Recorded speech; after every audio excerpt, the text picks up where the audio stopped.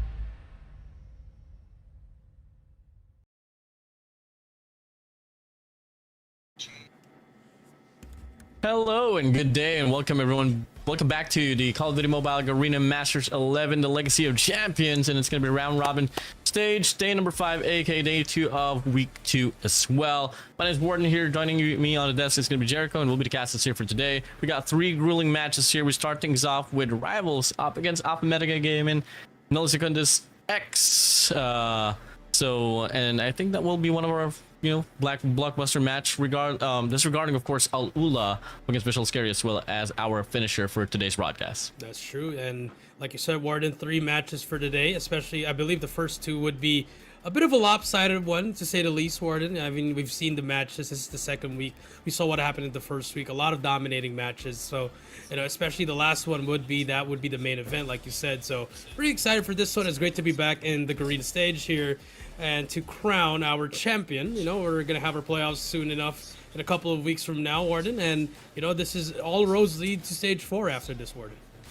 Oh, yeah, truly. I mean, in regards to stage 4, by the way, we did have that conversation at the back end before this initial broadcast here, Jericho, and tell you all about it, man. I mean, for the side of Elevate and ALUla, they don't got to do anything anymore, man. I mean, they're directly qualified for stage 4 already, and alongside them is going to be El Tantrum from Indonesia. Alongside that is going to be Free Slot from Thailand. So we still got a lot, a few more slots here for stage 4, and obviously, some of the teams that will be trying to put up a mark here on this run for Garena Masters 11 will definitely fight for that slot here in this for that regional championship. That's true. Let's take a look at the tournament schedule. Here we're starting with the qualifiers on the 4th of July to the 8th, and then right after that, this is the round robin, which is happening now, 17 to 19, and then next week we're gonna have the last 4 days, and then the playoffs, August 1 and 2. We're gonna crown our next Garena Masters champion. There's been 11 of them,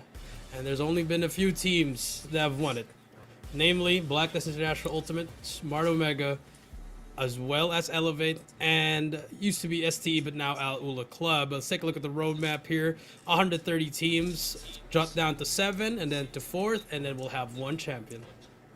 Yeah, truly, man. I'm pretty excited about this. Former champions and the defending champions right now is going to be Elevate, but take a look at the tournament roadmap here. We're starting things off with 130 teams. Drop it down to 7 here, leading up to this round robin stage. And right after we close things out here for the next 2 days, not counting today, we're going to be dropping it down to 4 teams to have a run for the playoffs. Prize pool, 40,000 USD. Grand champion gets 20,000. Second place gets 9,000. Third gets 4,000.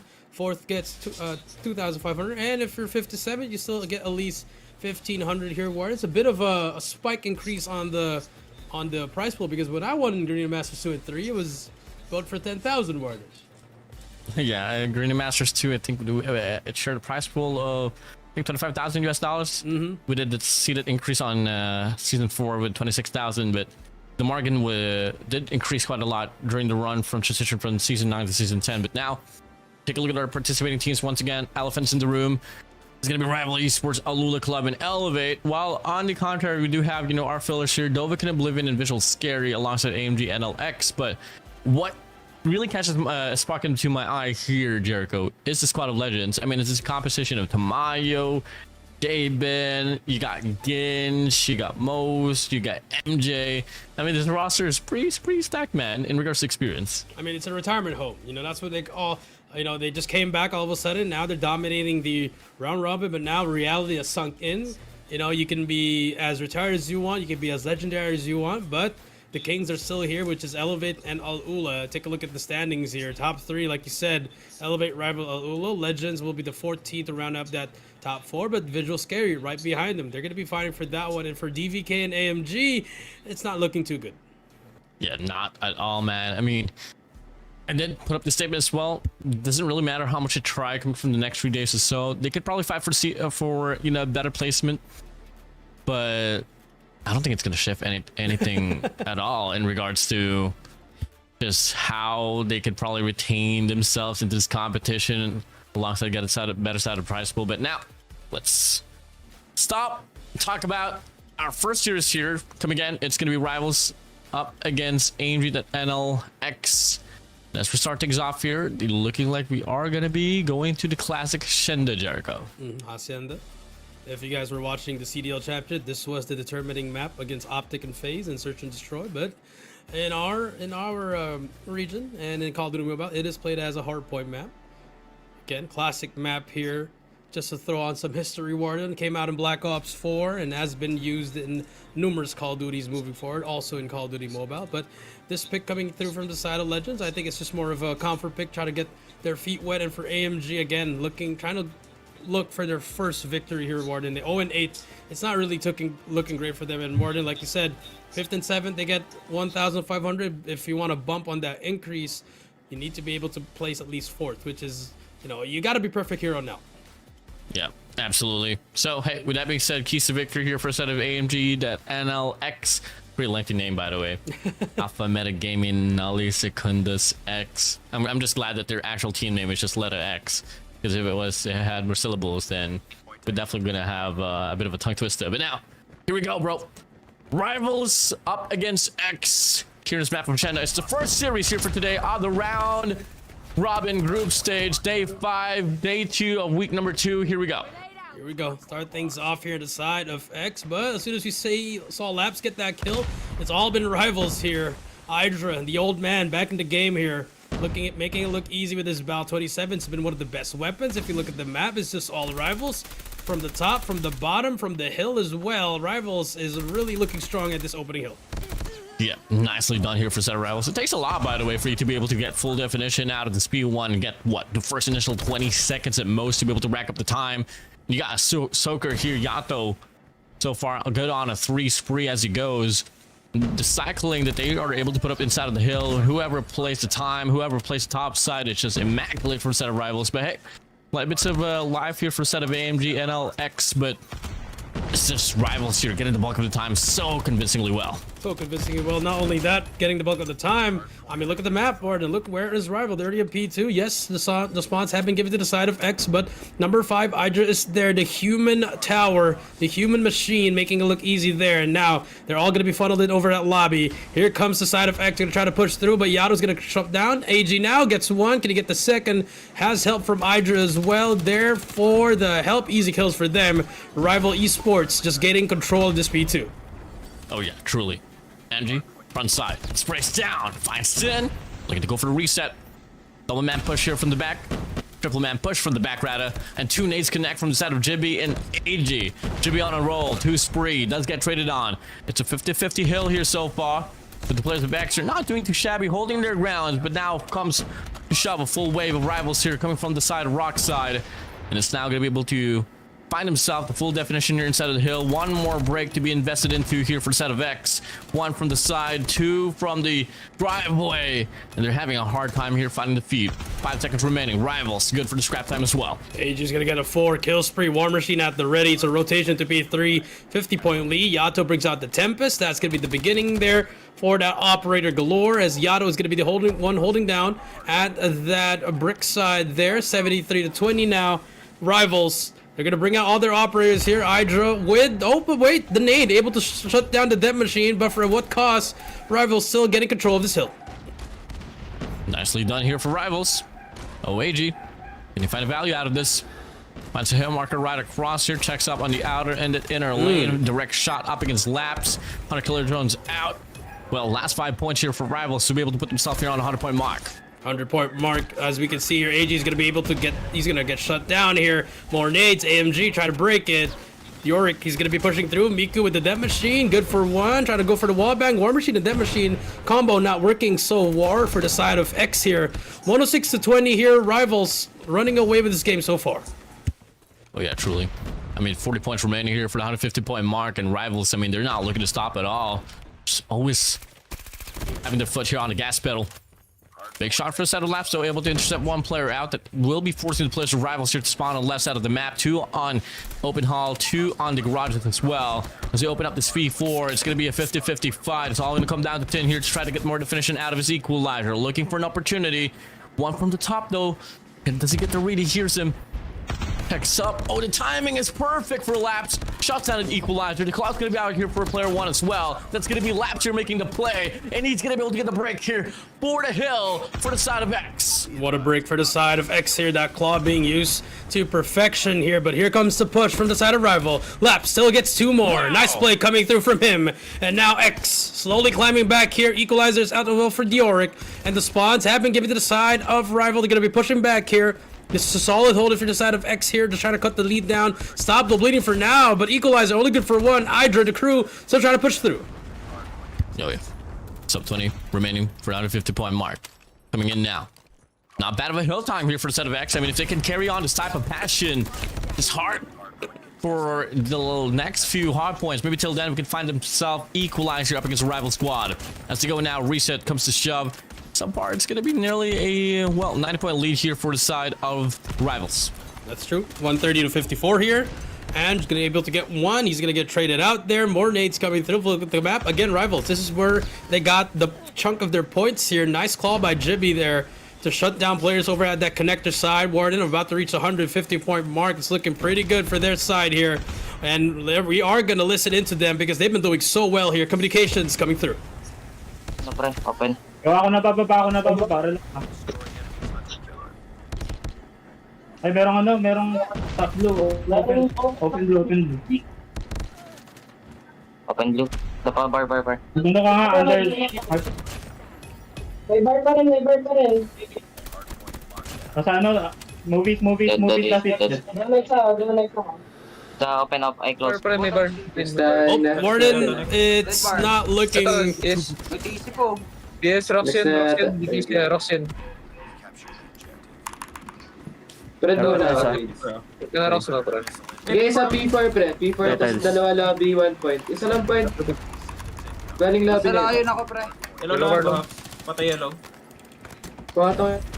Well, Warden, I mean, take a look at there. I mean, the side of X here. The urgency isn't there at all, Warden. You know, it looks like they're down and not, but they're not out. I mean, they're getting the kills that they need, Warden. But I just need more urgency from them. You know, I just want to hear from their voices that they really tried to win this game here, Warden. Energy is a pretty big factor in regards to how you are able to put your team there on top of the pedestal. So hey, you gotta be more proactive. You gotta be more, you know, just energetic here if you're on the side of X. But you heard Rivals. I mean, they were just, it's just another day on the office for them. You're getting the kills done. Just communications concise and come back. Now we'll take a look at this hill time. I mean, Rivals played up P1, not too well, but here on his P2, just able to bounce back nicely here. Sub 15 remaining here for the side of Rivals, and that's going to be the 200-point mark as well as they go. Kills after kills. Jibby on a 4-5 spree. My days, Jibby. 192 to 96 now. We approach P3. If the pacing doesn't change here, I mean, surely the game's not going to end by P3, but maybe then that last final hard point here on the second deck. Yeah, that's true. I mean, 193 to 96 there, Warden. I mean, you saw there a little bit of hope there for the side of X with their operators, but Hydra just brings out the death machine, shuts down everyone. Yato's Tempest is going to be there, good for one. Hydra's going to get traded out by Laps, though. Laps been playing out of his mind here, Warden, but, I mean, he's the only one 25, Miko with 19. His teammates needs to step up here, get some kills here. Finally, Yato, AG able to break it down. Rival trying to get closer and closer to that finish line here.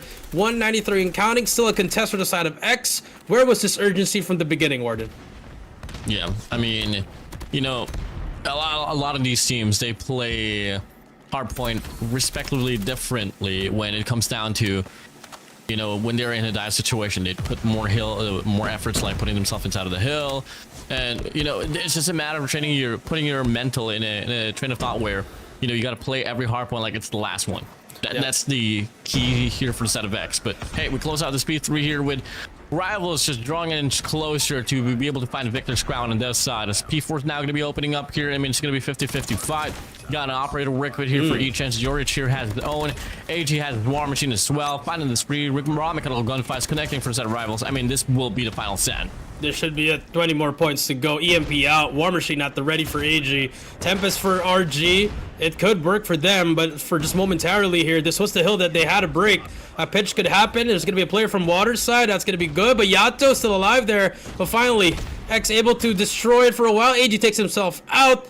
Jorich now with the equalizer. Only good for nothing there. 10 just shuts him down. 8 more points to go. War Machine out for Ange. It doesn't matter. 10's equalizer. Good for 1. Last 5 points to go. Yato from the flank. Oh, gets that one as well. Only 4 more points to go. Yato is just being a menace here. 2 more points. Rival takes it.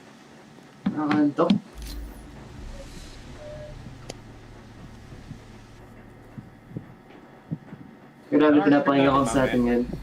10. Ayaw ko mag-8 Oh, silence. Silence is golden, Warden. You know, as Sin would say, he was sleepy. I mean, it's not looking like he's sleepy with that performance. Rival Esports takes game number 1. Did you say nakakaantok? Damn. That's just a little bit of a disrespect on the other team. A little bit. We'll take it though. I mean, love the reactions here, cold as ever. I mean, you got veterans on your side. I mean, you know, for the set of Hydro, Yato, AG, Pin, they went through so much already. There's nothing right now that they went through that is out of the extraordinary. But hey, take a look at the stat line here. 108 to 250 will be the final stat line here for Hardpoint Shinda. And on the set of Rivals, I mean, hey, AG always immaculate as ever. 47, 17, and 17. Goes to the KDA, a minute and 48 here in the hill time, and a massive, complete, perfect back rating here for the set of AG. On the contrary, Labs tried to carry the weight of the team, but still falling off short. I mean, the only player that they were able to out-frag was probably Hydra, but Hydra didn't really have to do much as well. I mean, you didn't have to. If AG's dropping 47, there's nobody to kill at that point, Warden. And I mean, I agree with you. Rivals, you could say that you're a bit of a, you know, a bit of a sleepyhead there, but let's take a look at the highlights here. I mean, from the beginning, it's just all been Rivals. Wire-to-wire victory, Warden. Yep. Well, we'll see. Close it out. Off for the reset. I mean, AMG. Not really too certain how the stat line is looking in regards to search and destroy, but then again, wouldn't matter up against a squad like Rivals. I mean, got really nice, prominent S&D players here. You got AG, you got Jibby, you got Hydra, you got Yato. I mean, it's a complete squad here. And for the set of AMG, I mean, no one really has been able to sit out pretty well. I mean, on that side, you can probably rely on Laps once again, and probably Miku. George definitely has to step it up here alongside Ange. The rest really comes to shove. I mean, all across this hardpoint agenda, I mean, it doesn't take an analyst to try to decipher what really went wrong inside of the game. It was just the gunfight that was just so much more superior than how it was here for the set of AMGX. That's true. And let's take a look at our MVP, the one and only, the Wonder Kid, as Callie would say. Rival AG, 47 eliminations, 2.76 KDA. You do not see that in a pro match of this magnitude. Warden, this is like a, not to be disrespectful here, it's not a pub, but it's looking like it might be a ranked game for AG here. It's just, I mean, the last team versus the second team in the standing, it's going to be a pretty tough hill to climb there. Oh, truly. I mean, when it comes down to just getting the eliminations done, AG never fails to convert. And now we go. Search and Destroy is now going to be up next. I wonder what map will be chosen here. Want to take guess? a look at the scroll? Oh, I'm going to go with the Firing coastal Range. is out. Melton's out. It should be Fire Range. Classic Fire Range. It's not coastal. It's definitely not coastal. It could be Tunisia. It it's just could Fire be something else, Warden. Frequency. Oh, not Meltdown. No way it's gonna be Game 2 Slums. All right, Firing Frequency Range. S&D. I love Frequency S&D. It's a small map. It's smaller than Firing Range, actually, Warden. So I think We don't got wall ride in here though. That didn't have wall riding, Warden. Oh, it didn't. Okay, we did play Frequency Hardpoint during the off season last year. It was good, man. It's good. I'm telling you, it's a 5v5 map. No. The spawns are still not optimized though. Something There I you can go. tell you for sure. Well, Warden, we gotta fix that. I don't know how we're gonna fix that, but it will be fixed. we gotta go in there, rebuild the spawns. But anyways, Search and Destroy. Firing Range is up next here, Warden. Classic map. Black Ops 1. Black Ops 2, it was a remade. They called it Studio. It was also in BO4. So many iterations of this legendary map. And this is one of my favorite maps all time as well. Number one's obviously going to be Raid, but Firing Range, classic map here. This is always a Rivals pick. We've seen them in GSI as well under, under TSM. But now, going up against the side of AMG here, it's going to be the story of how are they going to be able to try game number 2 here, Warden. As, the veteran leadership of all those players, one player can pretty much do a lot of damage in every round. Black Ops. You did say Studio. That's Is Black it Ops 2. Is it the variant that looks Yes. like a castle? Yes, they had a castle there. They just moved. Yeah. They made it into a movie set. Hashtag history. Hashtag history. All right. Proud young Padawan here for sure, Jericho. Anyways, we're gonna head straight towards the map itself. Here we go. El Clasico Firing Range. Rivals. They take the lead for the Series X. What can they find? They go straight for quick old bombardment here on his ace side, taking 4 players out, leaving player 3 Angie off the lurk. Scopes out here for Ryder. What can you find? Can he find? He can find that his teammates in trailer, Jibby, but Yato with the spray down with the PKM, getting some tips from El Raminton from the back. Gets one. Can he get the second? Yes, he can. Jibby's there for the trade, and the round is done in 30 seconds, as Callie would say. Quick one. Got Jibby, Yato, then everyone's just unfazed. Let's see though. Looking like a quick rush wasn't really the proper answer there. What's the next approach? Looking like they're going to go for an equal spread off the map here, so they're looking to play for picks here, Jericho. I play for picks here. AG with the ESKs as well. 10 on this corner. They would see that laser. This Labs is going to check that corner. Oh. Does he check it? No. That is unfortunate. Goodbye. Gets that first kill. 10. Going to push through here. Spots that player. Can pick up that weapon. and now can reach out, but Yato with a wallbang on RG. It's a 5 versus 3 once again. Now the default isn't working. You gotta regroup, find a way, look for picks here, be more aggressive if you decide of AMG, Warden. Angie has an SKS. Oh, the timing though. Let's back away as soon as a player hopped up there on a steel house. Got 1 minute and 10 seconds left on the clock though, and just as time passed by, a player and another just gets dropped here for a set of X, and now they know the numbers advantage here lies upon them here for a set of rivals. They're looking to run this one out. Miku finds Jibby, Yato's there for the trade.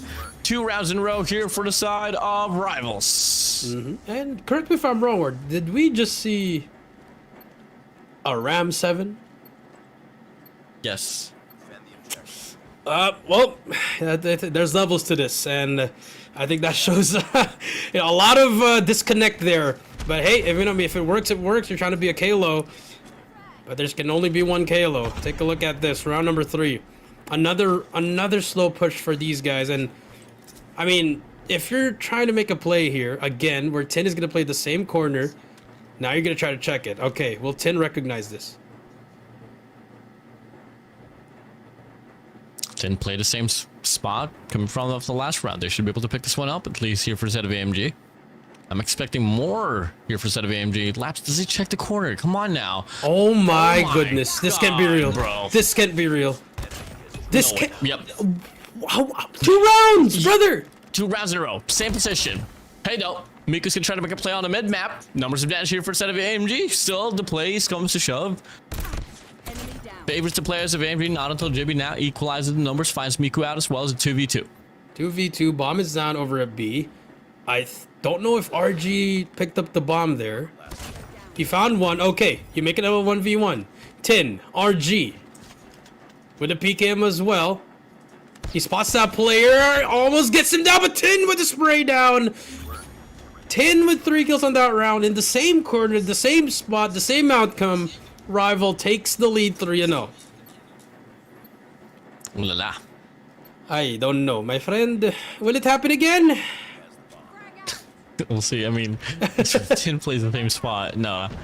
Looking like he changes the attention here on the mid map. AG opted SKS, finds Laps away. Jibby finds Yorich. Yeah, Big Brother strikes again. It's just a massacre so far. The only good thing about this, it's not 1st to 7, it's not 1st to 6, it's 1st to 9. The timing is unreal, and he's gonna turn around. 10's able to get 1, spots him as well. It's a 1 versus 5. Ange gets 1, 10 gets 2. Doesn't matter, 4-0. Rival takes the... They're not even taking the lead. They're driving the lead, Warden. Dominantly. Yeah, as you see, I mean, let's take a quick listen in as well here for both of the team's communications here. I want to see what kind of resolution X is trying to put up. O tara, may bulag ako sa dito. Isa pa. Ito SG nagjijigil. Ito meron sa link. Check ko muna ilong Oray, connect mag ako nung SR ko. Dalawa dogil pre, piso! Oh, no, puro. Isa pa, pre. May isa pa ako dito. Batot na daw ah. Low yan. Tapos na. Sa Ano? batot. Window wood. Totoo, Ted. Sige, tawid ka. Pero po, Batot na, aggressor. Nice one. Sakit lang. Punit ako pre. Kayo, XR ka, boy. Yeah, maglalaw kayo nga ako, pre. Well, he's gonna go to long A. 10 now. 10 kills to his name, not a known S&D player. But hey, It's working out for him so far. Here we go, 10. He's gonna just run this through once again. I mean, again, they're just turtling inside the wood house here, where they've been wall banged for a bunch of rounds here. Again, a free push for 10. He's gonna spot that. Oh no, he did not. Why are we not checking corners at this point? RG though gets 1. RG gets 2. Okay, some sort of resolution, Warden. Brother's gone. Miku finds Hydra away. Tendo finds Angie. Laps reacting to it as well. Miku's looking to offer a pinch, but Laps finds him with his pants down. Yato. Surely all not. on his 1v4 situation. Surely not, right? But if there could be anyone that could shine in this type of situation, it might just be Yato. Off with the head, he goes for the spray, finds the first. It's not gonna be right around, but you don't have to take the fight. Play the cross on the trailer side. Let RG do the heavy work here from the back. Miku shot fired. Tags him back, reset, Lap slides out. Finally, the first round for a set of X. Took them 6 rounds, but hey, a round is a round and you take it. I thought they were gonna let Yato regen there. I think if he regens there, it's a 1v3 Warden. But 5-1 finally stops the bleeding for now. For now. Again, another push here. Can RG do that same heroics again? Because that's the thing that they needed the most. Some picks with a sniper. And there's a player right in front of them, actually. That's going to be Jibby. He's going to be able to get one. And how do you let your teammate just get there? You know, that's just unfortunate, man. We're not having a lot of communications coming through here. Finally, some push is happening. They take down AG. It's a 4 versus 3. Yeah, it's just so annoying how Jibby was able to find himself so deeply pushed up already. Okay, numbers advantage still for the set of X though, and they have the silver lining here on his B side. It's not going to be any player here directly into contention. It's Yato here though, with a PKM and a Dream that has to deal up against an SKS right off the cross as well. They seem to know already that it is going to be a B push. The bomb's going to get planted now, finds Laps. Oh my god. That's a free Does kill. he cancel out the bomb as well? Yeah, he does cancel out the bomb, and now it's just 3v2. Hydra finds Angie out as well. Oh my god. Disaster for set of X. And look who's at the back. It's Tin again. Now they're just trapped in the B Bob site here, Warden. It's gonna be a fight coming through. Miku does get one. He's gonna get shut down by Yato. It's all up to Dioric in a 1 versus 2. Yato spots him, gives him something. He's gonna try to go for the melee. Has help from Tin as well. Tin's gonna take him down 6-1. 6-1, last 2 rounds here for Rivals to win off the series. Going to be a pretty nice and quick one here for them. And as unfortunate as it seems, well, so we're going to be starting off our day with a clean slate from one team.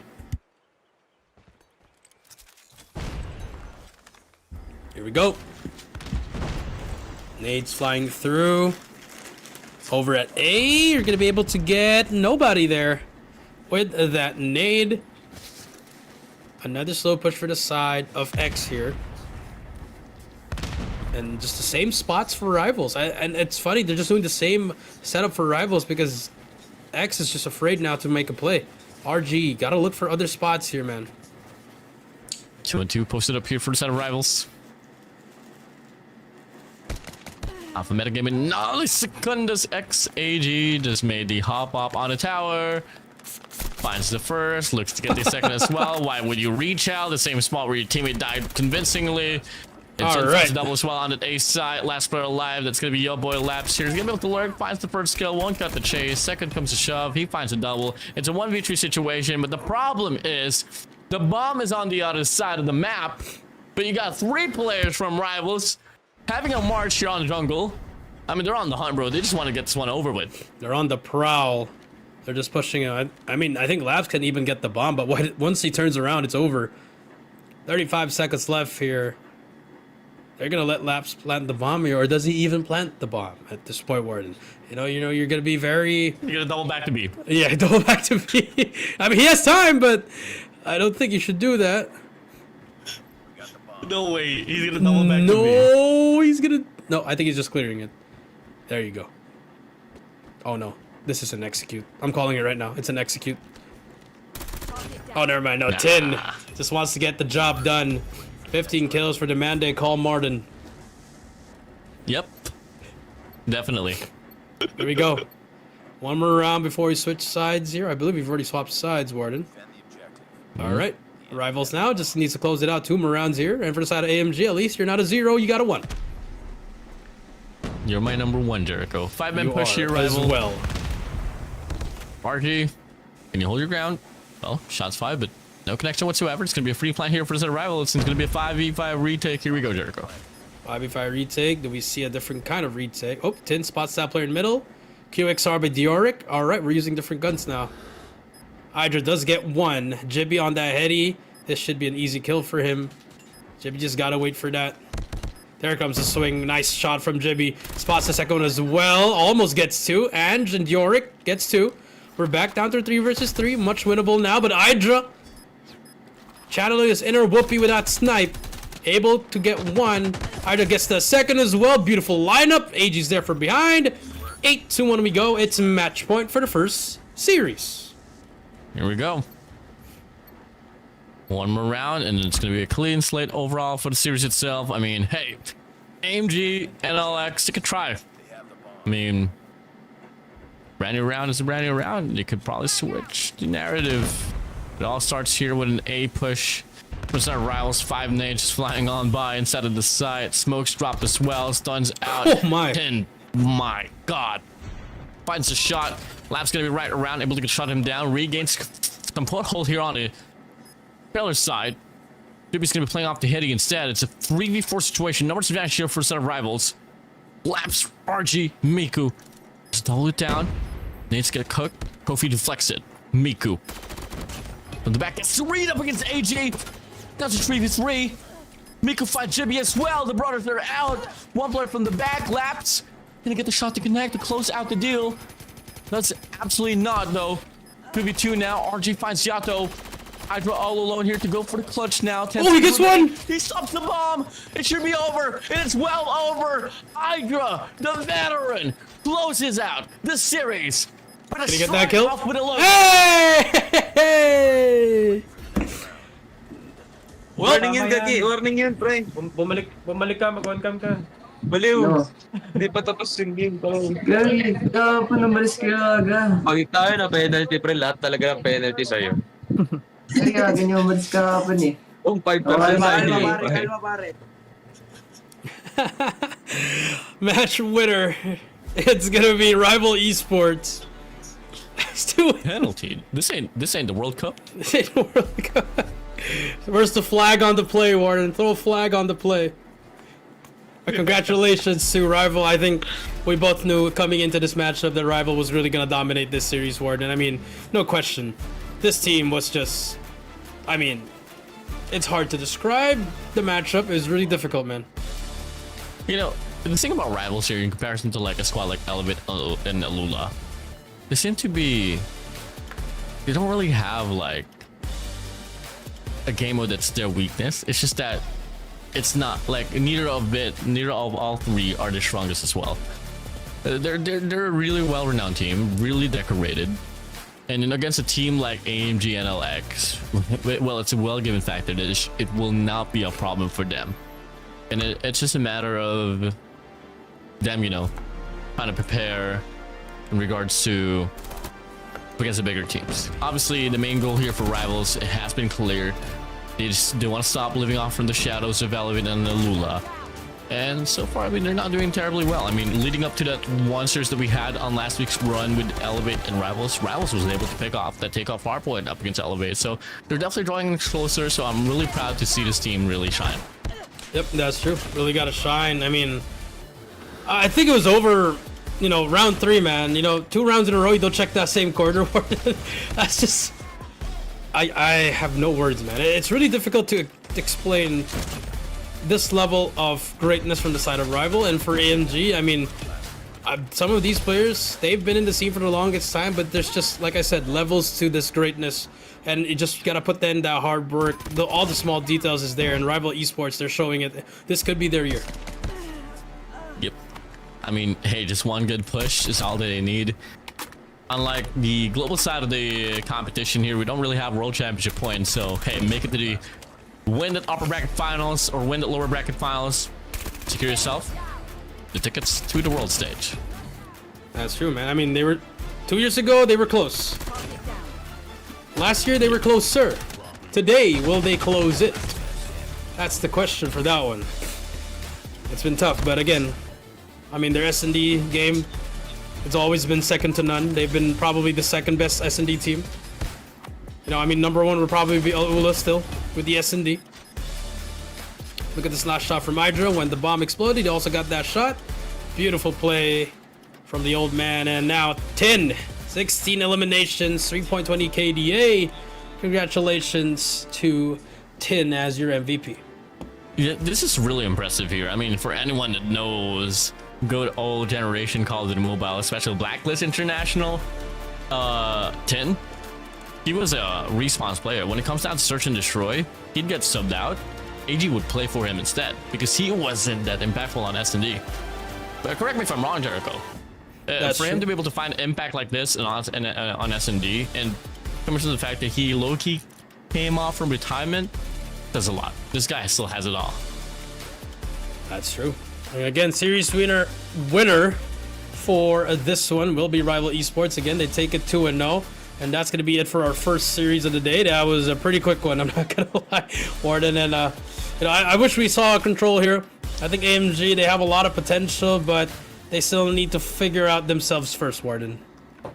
Yeah, it's still a brand new team overall. I mean, they came off fresh as well from a run during the Community Gladiators in the 5v5 teams. They did lose that one up against Absolute Zero, but obviously we don't really see Absolute Zero as well here.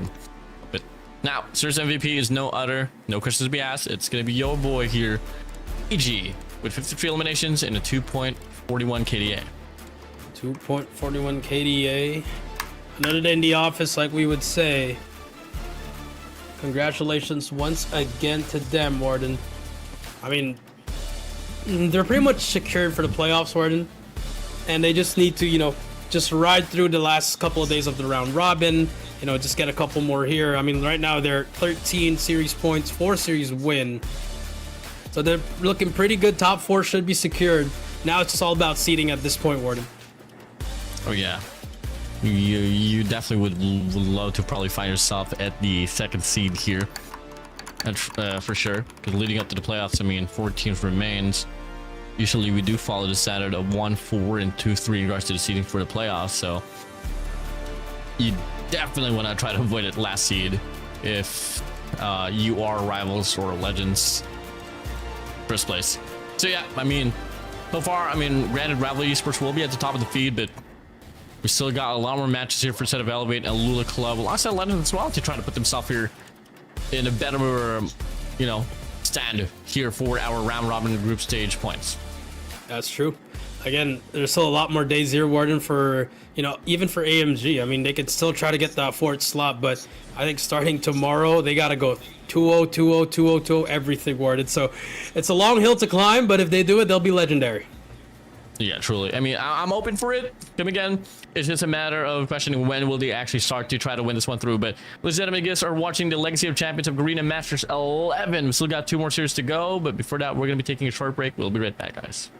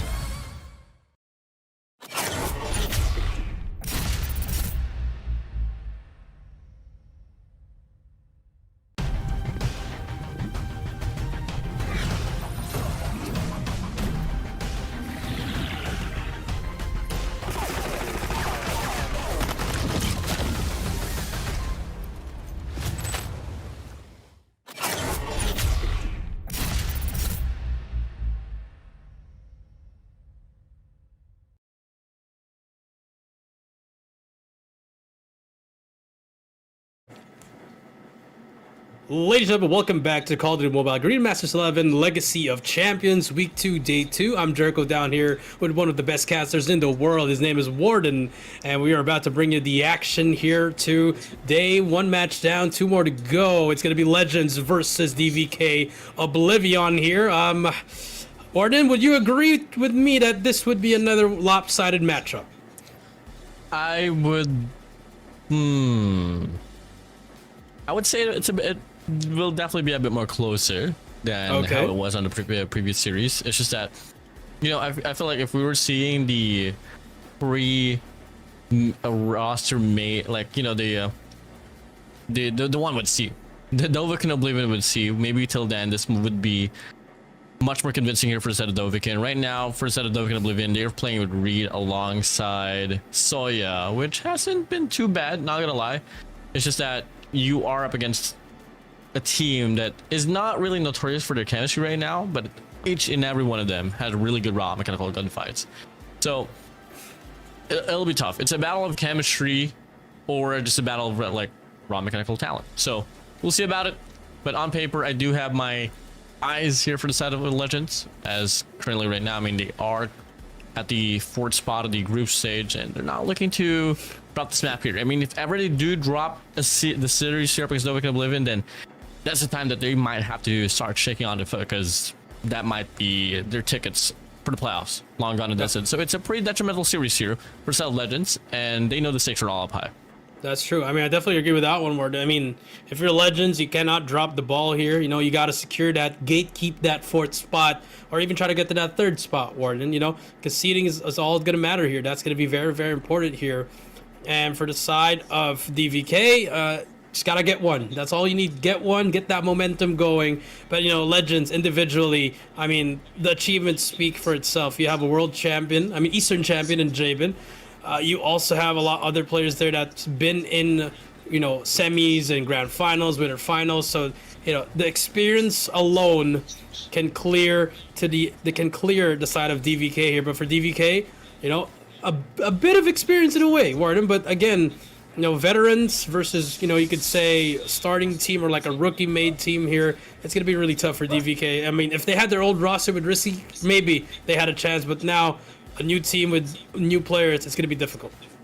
Yeah, you know, Steve, actually, if you guys want to have a quick update as well in regards to Steve is actually arriving in Kenya in a few hours, because he's going to be competing in the African region alongside with Badman. And for the side of Risky, he is playing in Indonesia as well for Evo. So talk about international players that came from the roots of Dovahkiin and Oblivion now. So hey, props to them on that one. Now, for the side of Legends, come again, it's really important for them to win this matchup up against Dovahkiin and Oblivion. Till then, we would have to see that tiebreaker run between who's going to be on the 4th seed, because tomorrow we're going to have VİZUALZ, SKAERI, up against them as the Legends. That's true. That's going to be an important matchup. Both of those teams really fighting for that 4th slot, and I think that's the biggest matchup that we're going to see for tomorrow. It's an important matchup, you know, just to get that momentum moving for that next week, Warden, because the next week will be the last 4 days of the round robin, where all bets are off for this, and we're going to finally see the top 4 really shining out and standing out there as for next week's matchup, Warden. I'm pretty excited. We'll see about it. Soon enough, we're going to be loading inside of the Vetoes as well in regards to what map will be played in this series itself. I mean, what do you play here up against the Legends? Let's put it this way. You're on the side of Dovahkiin and Oblivion. You're against a team that hasn't been able to really, let's say, delve into the map pool here so far. Surely you'd play a map that is somewhat, has been recently been added to the pool. Or maybe you could do that, or you could bring them back. I think we saw Takeoff a while ago, Warden, for map number 1. But if I would pick Hacienda. I think that's the most balanced map out of all these maps in Hardpoint. I think every team should master Hacienda. It's such an easy map to play. It's such an easy map to like be comfortable with it. More chances of comeback, easier uses of the operators. So I think I would go with Hacienda. But if you're DVK, if you want to try to bring the map in a map like Combine, keep it close, keep it short, you know, get the trades fast and make it really fast paced, that could also be the route.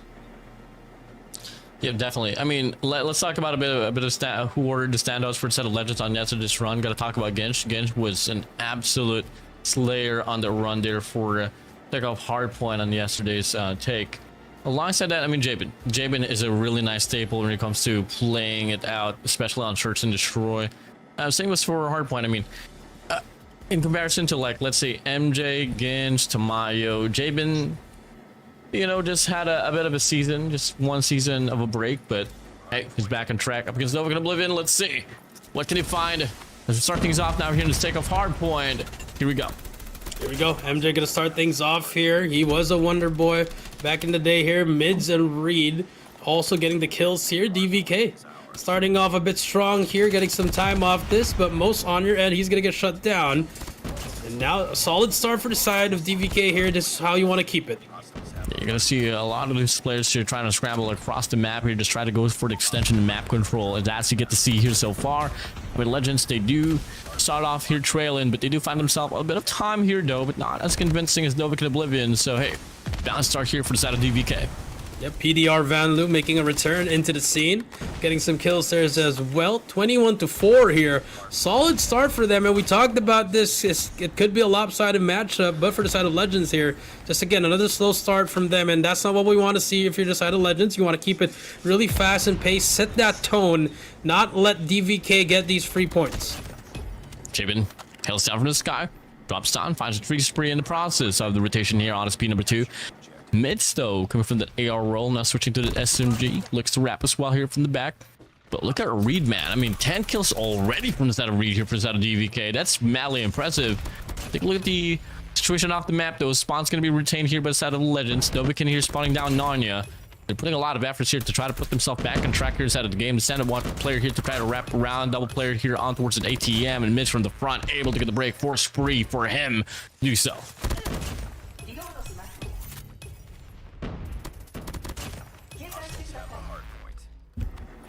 DVK here making it look easy there with a 4K coming through for Mids. That's the kind of energy you want to have here, Warden, if you're the side of DVK. Start off strong, keep it strong. Mids with a Tempest now, good 20 seconds here, need to make it work. Big shot from the side of Mids. Look for the first with a Tempest. Can he get the second as well? He's going to be playing on the outer lane on the defense now. He should be able to find a chain, but no, one player able to slip by. Sub 5 remaining now here off the scrap time. Legends still going to be on the trail. P3 comes to shove. Big 1v1 for the set of Genj, able to win it down through. But unfortunately for him, since the players of Legends still going to be retaining around the formation off the P2 side, it's going to be Dovik and Oblivion spawning down Narnian just next to the next hill. Tempest going to be out here for the set of Jabin. Looks to go for the hunt up against Epochs. Finds the first spot. Shouldn't be able to find a second as well. Not a problem for him. Spawn still comes out a bit more erratic. Too much for my liking, but Jabin's still unfazed. On a 5 spree he goes. On a 5 spree he goes. Saw you with the death machine. Not the best time to use it there. He's gonna get shut down. Ginch now with a claw. He's gonna eat a 100 killer drone. Mids trying to hold it down. Able to break the hill, but Reed with a triple kill. But Vanlo with the trade. Nice kills coming through. Wadudo with the trade. But look at MJ with the equalizer. Trying to push through. Reads the spawns for his teammates. And now LGD gonna be inside the hill here. MJ good for nothing there as the claw makes it look easier. Reed and Wadu makes the play, but they cannot clear out the hill just yet. There's gonna be one player to beat. That's gonna be Ginch, and Most with the pinch there. Reed now trying to push through. He's gonna be able to get one as well. The kind of war we want to see for both of these teams. Predator Missile clears it out, and now we move over to P4. Oh, you'd like to see it from the side of Reed. 26 already, just slaying out everybody on the lobby. To go now here, P4 is going to be opening up. Warsh is going to be out here for the side of Most. Finds the hit marker and takes himself out, unfortunately. Water slides in inside of the hill, plays off from the front side instead. Got to worry about a player from the top through. And it doesn't seem like it's going to be the place of Dovik and Oblivion here. Finding the minutes to get the control here inside of the hard point. 80-58. Legends playing the hill from the front side so perfectly well. So perfectly well, you are right. 30 seconds. Wadu, he's going to be able to choke that kill, but doesn't matter. Reed now, equalizer. Could be the huge thing here. Gets one, but MJ slide chows and takes them out. Mids out with a Tempest. Second Tempest in the game, but Ginch aggressively takes out fight. 60-88 here. Back and forth we go. No one's really getting that definition here. 10 seconds left as we're about to hit the reset here, and LGD will be the first one to get the 100-point mark. As we go. 96-59, Dovik and Oblivion. Nice fight that they were able to put up coming from the first two hard points, but once the momentum came to shove for the side of Legends, I mean, they never really give it right back. 102-59 now. It's going to be right around 50-point lead for the side of Legends. Still a pretty recoverable feat, I gotta say. So, hey, if you are Legends, you got to maximize the drive that you have right now. Yep, that's true. 65 to 102 now, mids and the crew. This is the points that they got here, Warden. Remember, Reed went on a 10 kill spree. He's already on 32. He's on pace for 50 here, Warden, with this kind of performance. And the points, they got to step on it. And now DVK getting free time on this P1. Really, really good time here. And if you're Legends here, you're spreading out too much here, trying to get too many power positions here, forgetting that you need to put pressure on the hill. Oh, yeah. 82, 103. Sub 25 remaining. The pretty flash through from your man Reed, but can't find anyone though. But hey, information relayed. Wadu off the cut, off doubles. Finds the first, can't get the second. Master shutdown for the side of Jabin. That's going to be sufficing enough for them to be able to find the spacing that they need here to put themselves inside of the hard point. 110 to 88 we go. Jabin's gonna get shut down by Wadu. I mean, Reed, he's just trying to will his team back here, Warden, just winning every gunfight. A new player coming through here, and it's really stepping it up for them. 113 to 90 we go. It's gonna be one player inside. Scope trying to get that kill. Gets more. Just gonna be another claw for the side of Wadu. Needs help from him. Wadu's gonna be clearing it out. 93 to 113 we go. And Legends here, not really being on that legend status, Warden. Really struggling in this hard point.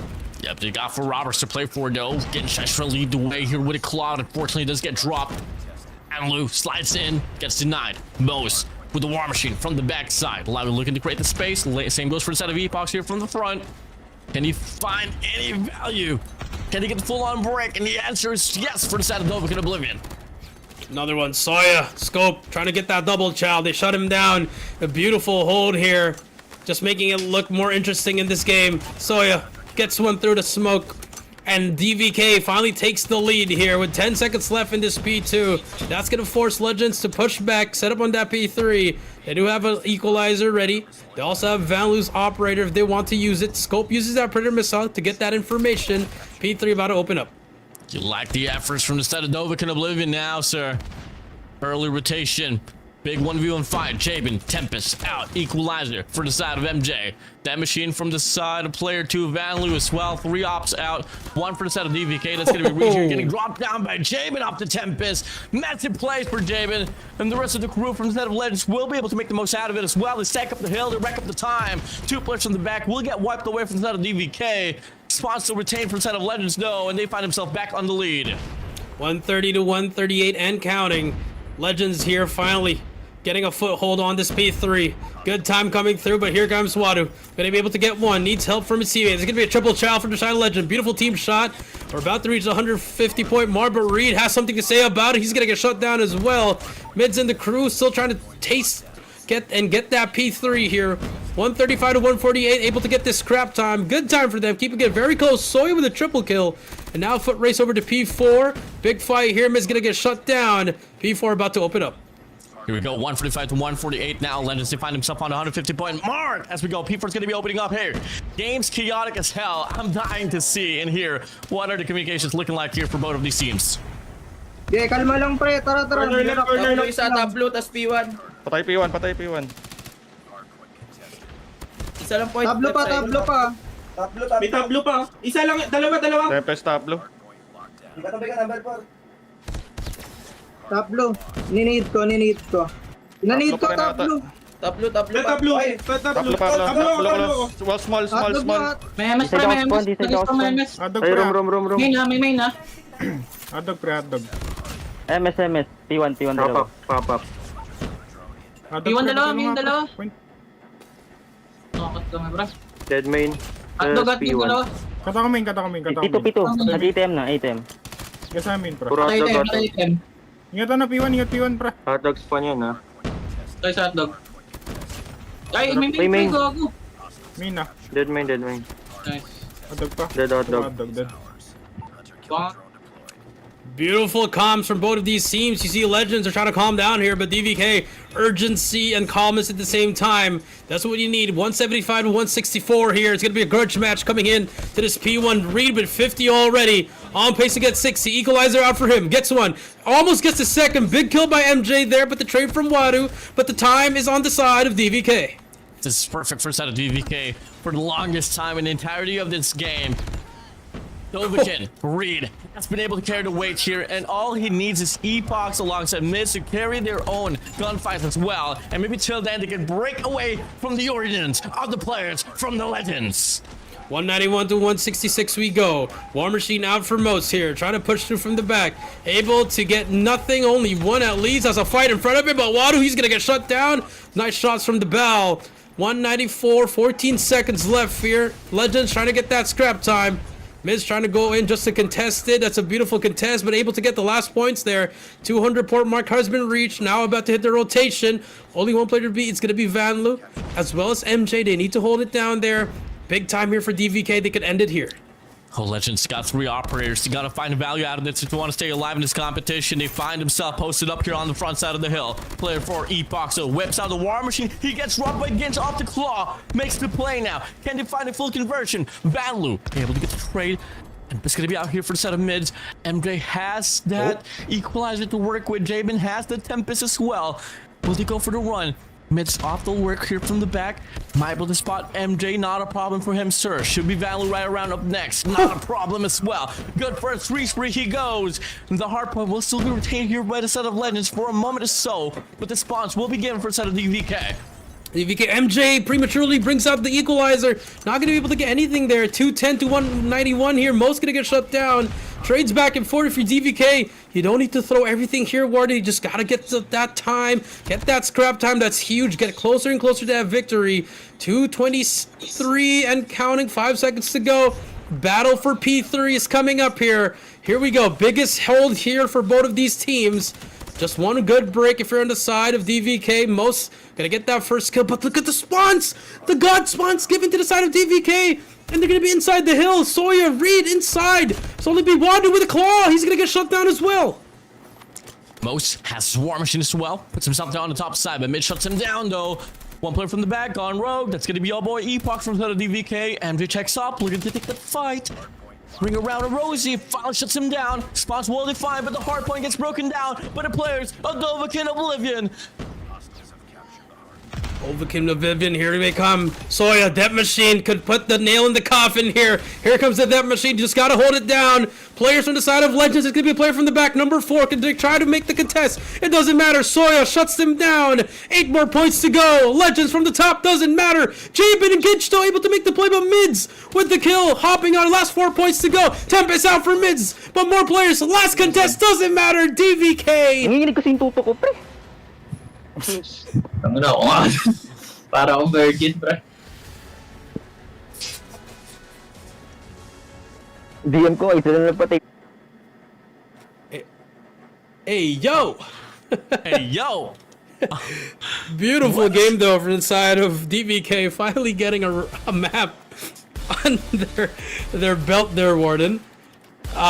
You know, lovely scenes. You know, maybe even the comms there, a bit of a joke there on one of the side there. That's gonna be clipped. Reddit. Okay. Yep, Dovahkiin Oblivion. Hey.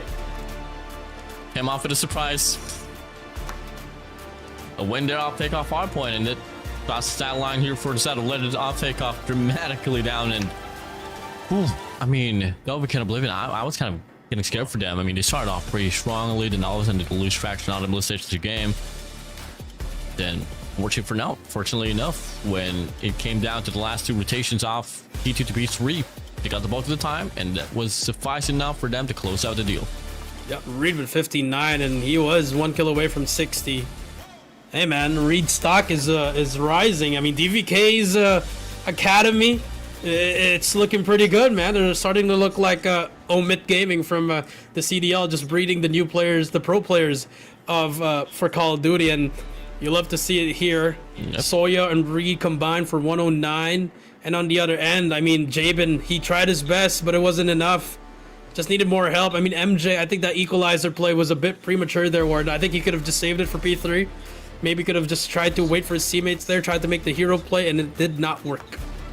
Yeah, typically as well on P2, if you do want to find yourself investing in the equalizer, you might just want to offer a flank, don't want to play the hill from the front side, might play for the cuts, but it was just a misplaced equalizer that kind of somewhat costed him the game as well.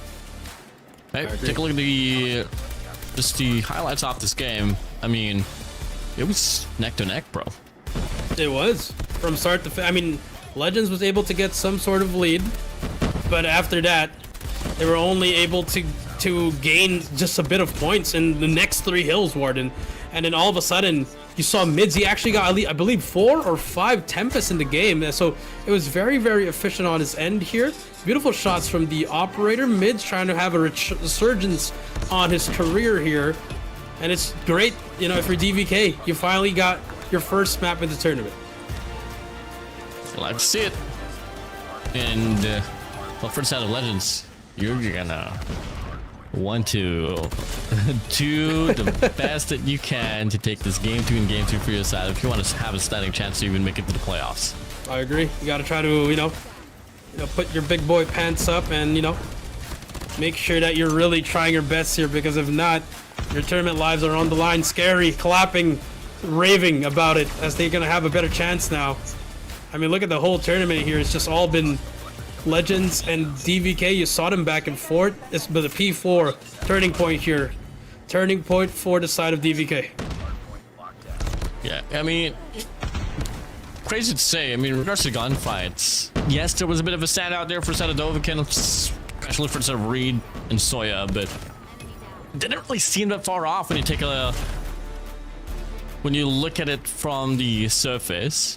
But what really tore them apart from one another is really the operators and the timing. It was. I mean, the timing of the operators for the side of Legends was just absurd, man. I mean, I believe the only player that was able to use it properly was probably Jabin with his Tempest. I mean, Reed looking like Reef here. I mean, he's really popping off here. And 59 kills, man. Man is going to be on a different team sometime soon. I can say that. Damn, we're gonna have Omega 3.0 Omega Reed. I don't know. Who knows? Reed? Who knows? Well, we don't know. But one thing that we know, though, next map's gonna be loading up. We're back. And destroy firing range. We're back to firing range once again, but I believe it's not gonna be a 9-1, Warden. Now it's gonna be a bit more closer here. And if you're DVK, momentum, it's on an all-time high. Adrenaline is on an all-time high. Gotta close it out here in this search and destroy. For Legends, gotta try to pull something out of the playbook, Callie.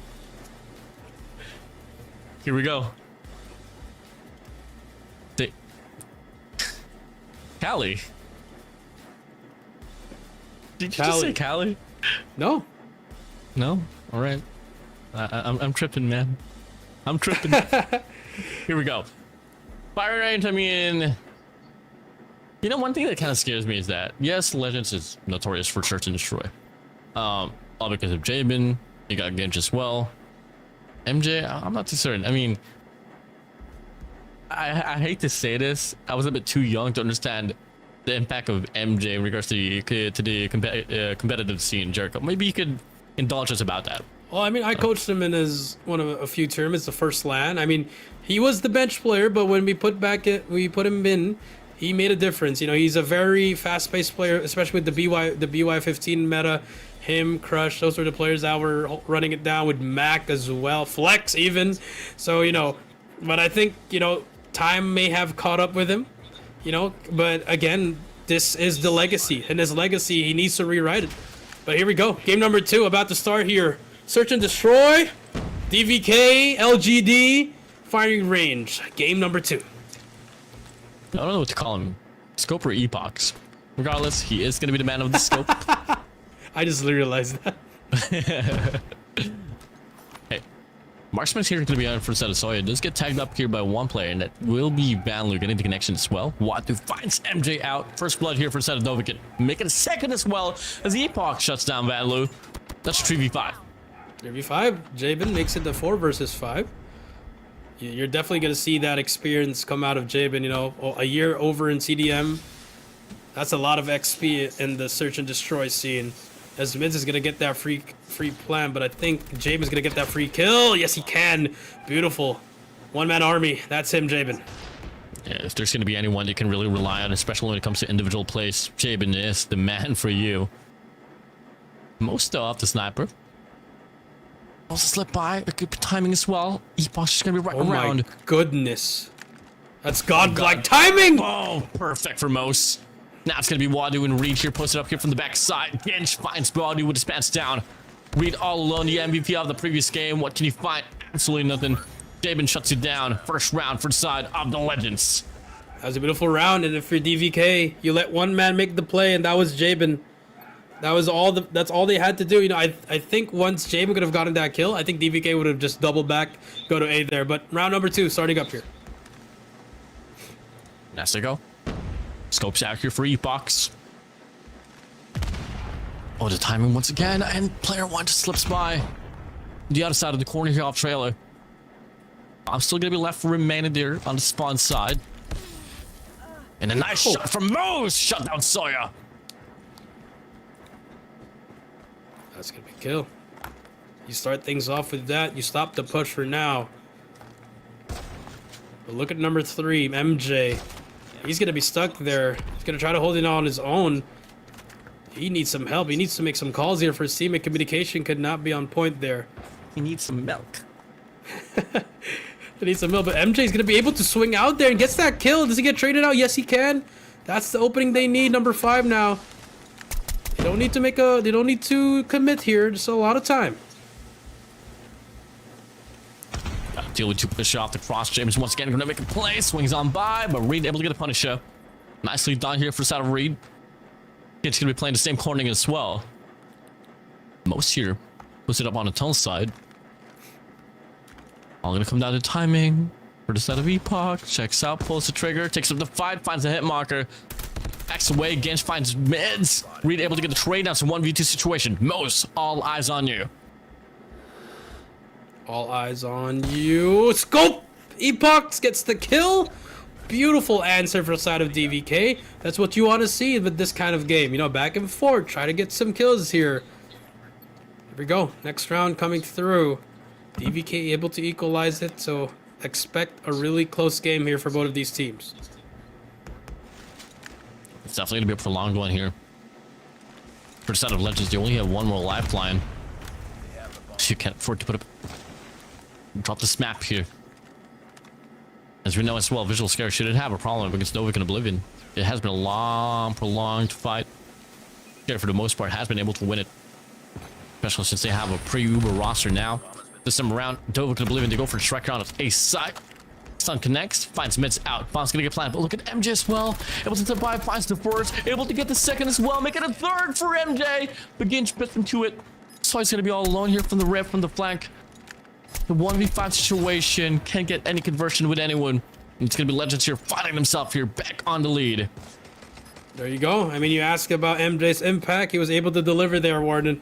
Beautiful shots there from MJ. A bit of, you know, almost didn't get that kill, but was able to fire it back. That's what you want to see. And definitely the S&D is what's the best game mode for the side of Legends here. Here we go, round number 4. Coming through now. Different approach here for instead of DVK. This time to stand out mids here to try to post up a little bit deep there on towards the window side. MJ finds Reed out though. Gonna be nicely done. But I don't know what was the true intention there for instead of Reed. Regardless, it does get punished now, and it's an early 4v5.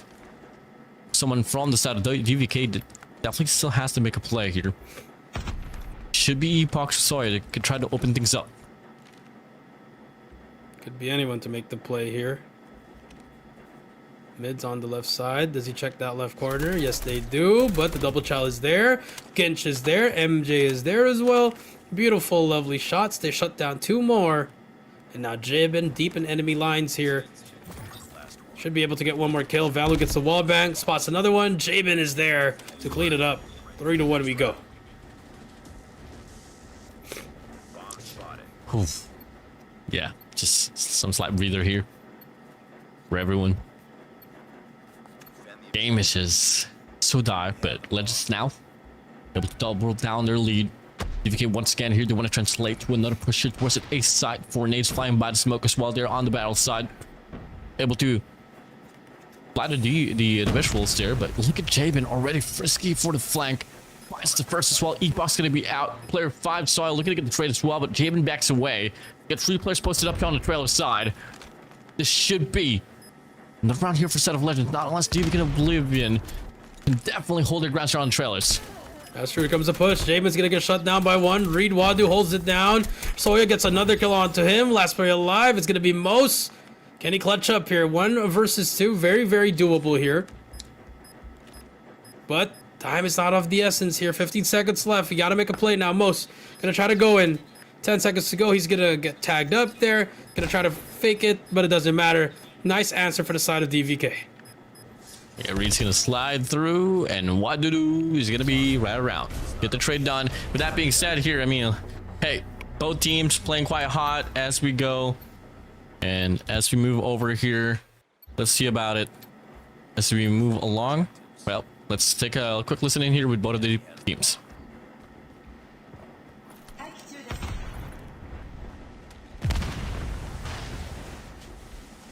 Walang jungle. Pick top wood baka may top Pwede nga ako top wood. Kita ko Meron, tumalon May top sila jungle May hit mark ko yung jungle nila, SR yun. Sige, sige. Nading ako na jungle sa tower. Ito pre, lilay ako. Sa tower na ako. Teka. Pre Barrels pa rin isa. Ilong isa, SR. Ilong SR. Gago ka, saan yun? Trailer, window. Ayun yung barrels Balis pa rin pre. Anak, spam. Saan trailer Nasara ako dyan sa wood Ilong kanina SR pre. Sa desert, sa desert. SR Isa pa trailer Top. Tapos may P1 doon. Aray ko. Ano? Mag-i pa ata, bahan lang. Oo nga Okay. Kunin ko site Top wood isa. Ito, may red. Balik ako yun, Jay. Iwan mo na dito. Pick ko LA nila. Iwan ko mid Ay, timing. LA yan, LA. LA isa. SR yan SR yun. mag-B ulit. Ingat. Dalawa LA, Yawa ko chicken house. Tatlo na. Pushing LA na. May tent, SR. Trailer isa. Uy, go. Unti lang.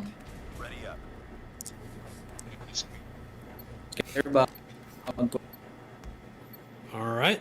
Well, you saw there both teams urgency. You hear it. The energy's there, Warden. DVK able to answer back after losing, 2 rounds there.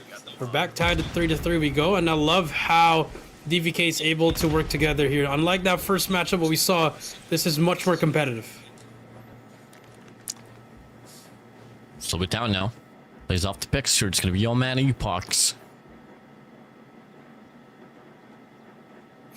Looking to get an angle on a mid map, but there's opportunities. Maybe Mosto off of the Tundra. Picks it up now. There's going to be 3 players posted up here for the side of DVK, and it's now going to be another 8 push. Another 8 push we go. Ginch gets a free kill through the smoke. Bomb is not going to go down. Mids in the crew.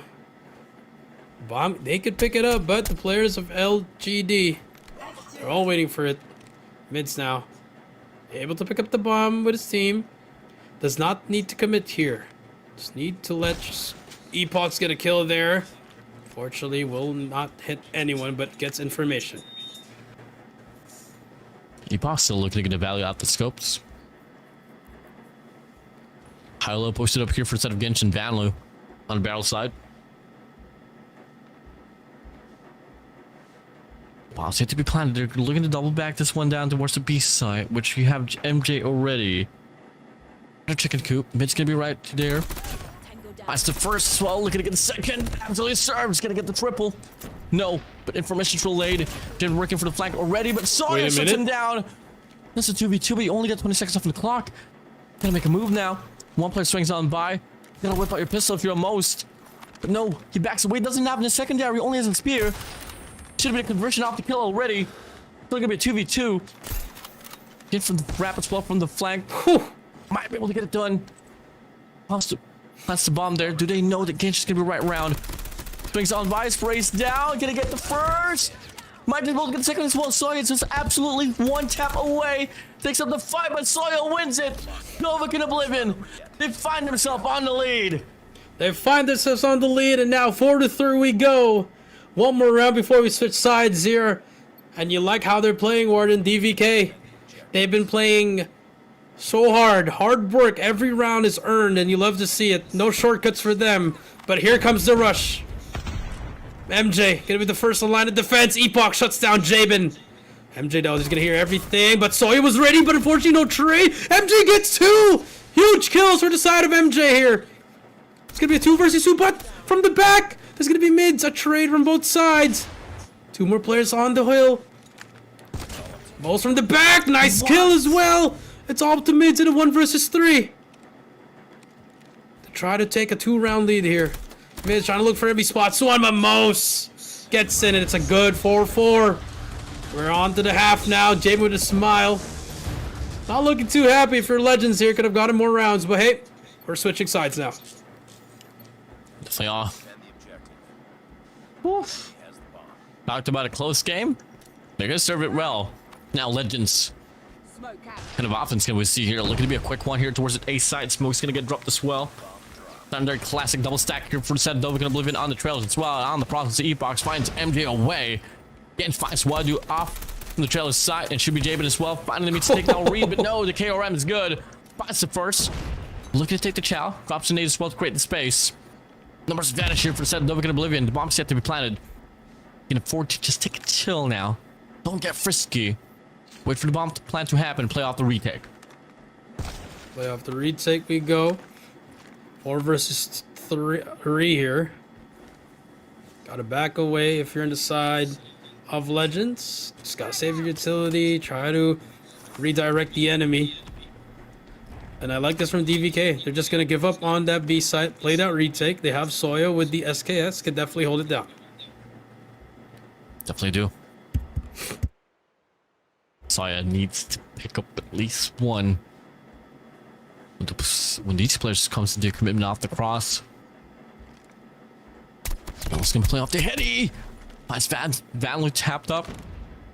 Ginch gonna close up the distance as well. Why'd you reload? Beautiful decision from the side of Ginch. Awful one for the side of Soya. Now it's a 3v3. Why would you reload at 21 bullets? That is, but it doesn't matter. Okay, Mids gets that kill immediately back. Warden, small mistakes, but Ginch here, very aggressive. Push the ball all the way here. Vanlu as well. He's gonna try to go for it. He's gonna be able to get 1. Gonna get the second. Yes, he can. Vanlu makes the play there. Gets the 2K, and now they take the lead on that second half. Early lead for them. First round said and done.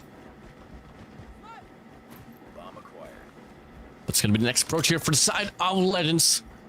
Look like they wanna take it slow just a little bit here. On the contrary, a lot of mid control will be given for the side of Novik and Oblivion. Send out one guy on the window side here. One on the main entry. Question is, will Legends be able to read this?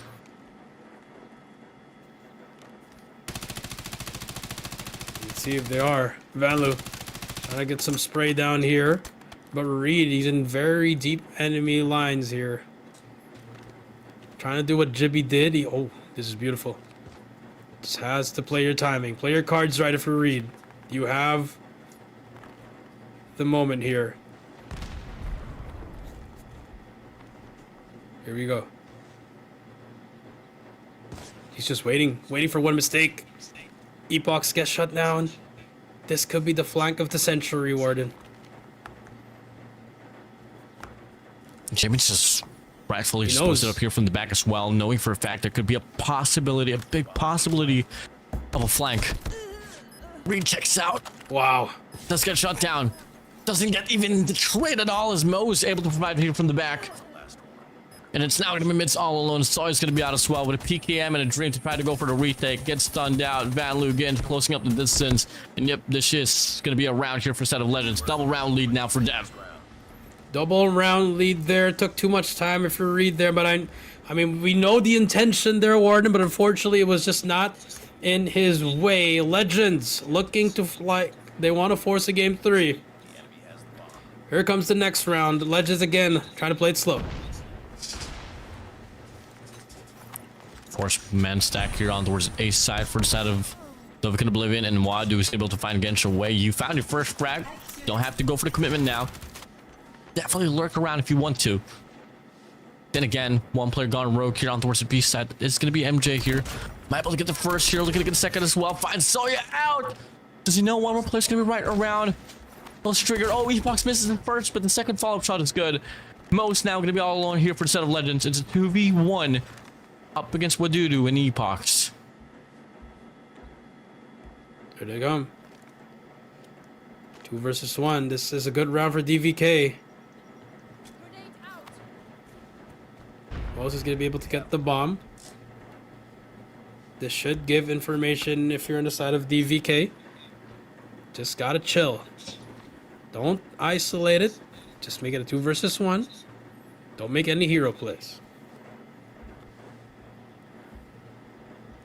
You got 45 seconds for the clock. You got the bomb on your side.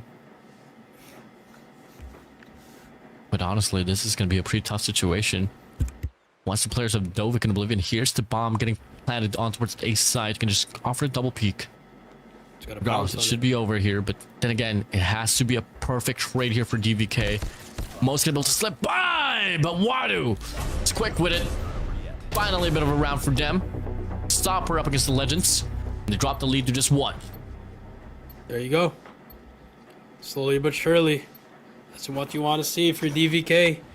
You cannot play on that same pace as they are. You got to set it on your own. But here comes the push from their side. Scope. Epox trying to find something. He's able to spot one. Unfortunately, will not get that kill. Has to back away. Bomb's going to go down any second now. It's a full 5v5 retake. MJ going to get the bomb down. Nicely done here for the set of Legends. Nice read for them. Oh, 5v5 retake. Expect the utils to be flying out now. 1 nade, 2 nades, 3 nades out. 4 nades cooked up now. At least no conversion, no connection. 2 stuns out as well. Now Jabin's gonna be trapped in a rut. Will get taken down. Most from the backside though. Finds mids away. Still double post up here on the trailer side. And MJ finds Soya. Epox finds Most. Spray down here for a set of ALUla from the backside. But Genj though can definitely make a play. Looking to go for the spray, but gets overwhelmed. But from the back, offering up. But Epox precise with it. Valu now all alone in 1v1, 1v2, 1v3. Oh, Valu! What have you done? What a play! DVK. They collapsed under the hands of Valu. That's the Bal 27 for you, Warden. It's a hybrid AR, man. It's what you want to see. Legends now, 1 round away from match point. But Reed has something to say about it. Only good for 1. Wadu gets Jabin. Wadu gets 3 in a row. How is that possible? Wadu just, he's mad.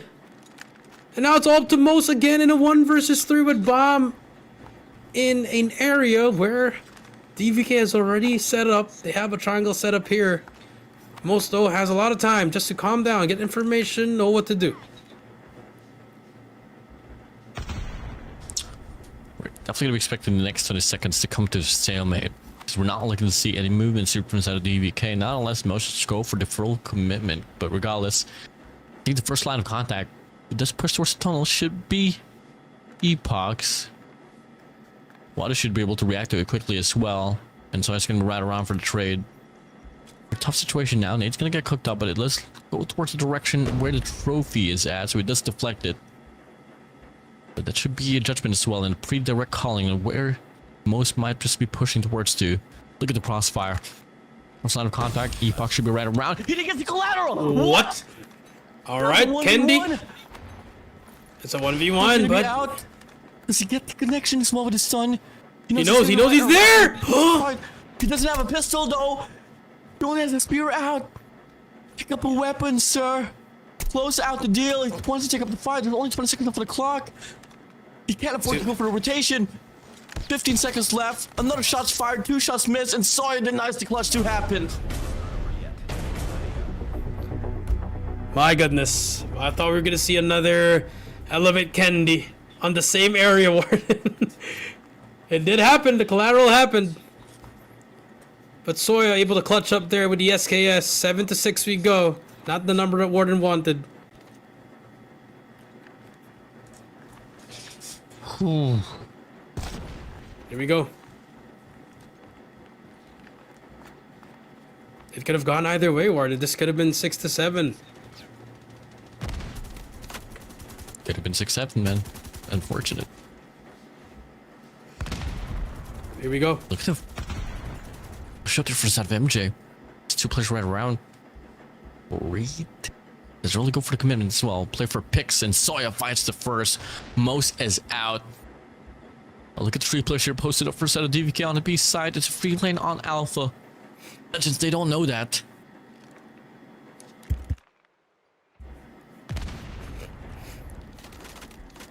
Miz is just trying to get a wall bang onto number 3 MJ, though. He's gonna go in. He got away, but Wadu is ready. That should be a kill for Wadu. Oh no, Wadu though. Oh, yes, there you go. He gets the trade there. MJ does get 1, but it's still a man advantage for the side of DVK. Ginch is gonna go in here. Epox, is he ready for it? He is not gonna be ready for it. He spots him. Ginch almost fails to kill him, but we're down to a 3 versus 3 now. It's gonna get cooked up here once again. That might just land towards Ginch. Information should be right around here. Sprays down, gets the trail. Bounce tag as well here, just right behind the staircase, but they don't know that as well. Got 3 players posted up here. Jabin has to make a play. A big wrap here from the back. Brace down. Vanlu gets the first. Jabin now all alone in a 1v2. He has able to develop a flank now. Finds the first. Looking to get the second now. Can call for a reset. Whips at the locust. The first shot is not good. He's hopping. But Reed's gonna go for the commitment. He's gonna get the defuse, but no. He takes out the shot. Legend. Jabin denies. And he pulls off the clutch. That was a well-played move. That's a veteran move right there, man. He knew he could have stuck at Reed. I don't think he was going to get that defuse either way, Warden. Match point now for Legend. Can they force a game 3? Or will DVK force an overtime? It starts here with Wadu's aggressive position. This is a free push for Wadu here if he wants to. Just waiting for it to make a mistake.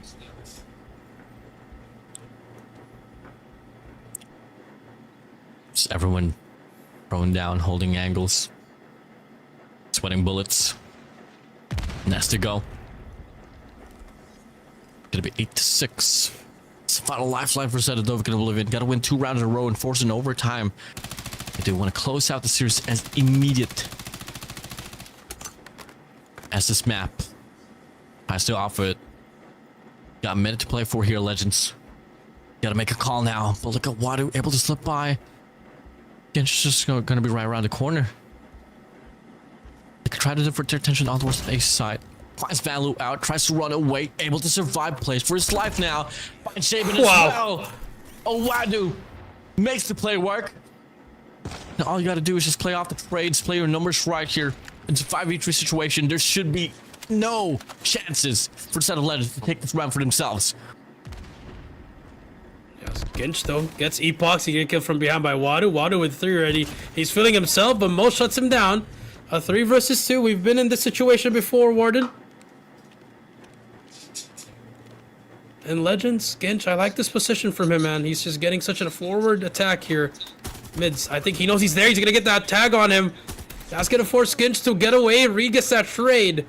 And now it's all up to Most in a 1 versus 3. He's gonna try to take the fight. Unfortunately, the second guesses himself, and DVK, they live to see another day. Stay alive for sure. You know, it all comes down to them trying to claim this next round of Swelter Forces overtime. Legends, they took it slow, didn't work out. You want to change up the tempo and the pacing here, just slam the side. Sometimes playing it over systematically, you ended up paying more than what you asked for. That's to go. Round number 16 is now going to be opening up. Here we go. For overtime or for game 3. Legends trying to make a hold play once again. MJ trying to look through the weeds. Fortunately, will not find anything. They're gonna use the clock to their advantage here. Miz is just trying to find a pick here with the wallbang. It's gonna be alerting them that PKM is gonna be right around the B parameters, so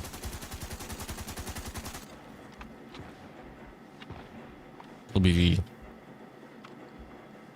them definitely not needing to worry once they do go for the push out toward there towards the A side. If there's gonna be another LMG to be worried about. Seconds remaining now. Most finds Epochs out though. And that's a 4v5 numbers advantage here for the set of Legends. MJ gets one more. Wadu gets the trade though. It's a 3 versus 4. Soya. He knows there's enemies here. He's gonna get trying to throw a stun. Unfortunately, the trophy will be there. Soya. Gotta wait for his team there. They're gonna be pushing through. Wadu's gonna get shut down. Mid's on that right corner. He's gonna be able to spot one. This is still winnable if you're the side of DVK because they don't know Soya is in trailer. Soya looking for it. Mid's gonna get shut down. It's up to Soya in a 1 versus 3. Gets the first. A pinch could be happening any moment now. If you're Soya spot him. Soya, the bomb is implanted in. Yeah. This is a game 3. Why? Yeah, it's over. It's over. You can find Mose. Again, should be able to play for his time. He can't even get the kill. Yeah. Game 3 is gonna be up next. 9-7. Legends, they close out the deal. Blunder. Difference out of DVK. That is a blunder. I agree with you, Warden. I think Soya had the perfect time there just to get one, but I don't know why he. Our match winner, Legends, once again for this one, Warden, and that's why I couldn't stop talking about it because it was such a blunder, Warden. It was really just sad to see what he did there. Yeah, I kind of lost my train of thought there, but hey, fortunate enough, we are not gonna be getting a 2-0 here anymore. We're gonna reach a long distance, bro. I've been craving for some control. Yesterday was 2-0, 2-0, 2-0. Now, yeah, because I know for darn sure the next match is gonna be a really quick one as well. So hey, I'm proud to see that we're gonna be seeing the max capabilities and max potential, and well, the beauty of run here for series. DVK Legends side up now for the series. I mean, we got to see Dovik and Oblivion win to take up hard point. Moving now towards Search and Destroy. Legends responding back with S&D. S&D or right, Warden. Now, I mean, the kills. There were so many rounds for DVK that which they could have won, especially the 1 versus 2, the 1 versus 3 by Van Loo. If he didn't clutch that up, this series would have been over already, Warden. So it really came down to that clutch gene that we talked about, and that's what we said about Legends, man. The experience really showing there, knowing when to push, knowing when to get sight, knowing what to do in those certain situations. It really showed up on their end. Yeah, truly. So game 3 is now going to be up next. I mean, we did see DVK win off the first initial respawns, all due to better pacing as well, and better individual gunfights. And I feel like the keys to victory now here for a set of DVK, which I feel like is gonna be a big factor. It's gonna be Soy and Reed. Both of them on hardpoint was able to slay it out so convincingly well, and I think like in some way the core anchors of DVK Oblivion, all they gotta do is just, hey, you know, give them the space that they need to just try to run it out and let them do their thing, find the frags. That's true. I mean, MJ here with the 2K could have gotten the third one. They gotta rush it there, and then Gench here almost clutched it up here. But Soya, that was a big round for DVK, but they couldn't capitalize on that momentum there. And then MJ, another huge round here. This is the one that we thought, wow, okay, just changed the game right there for them.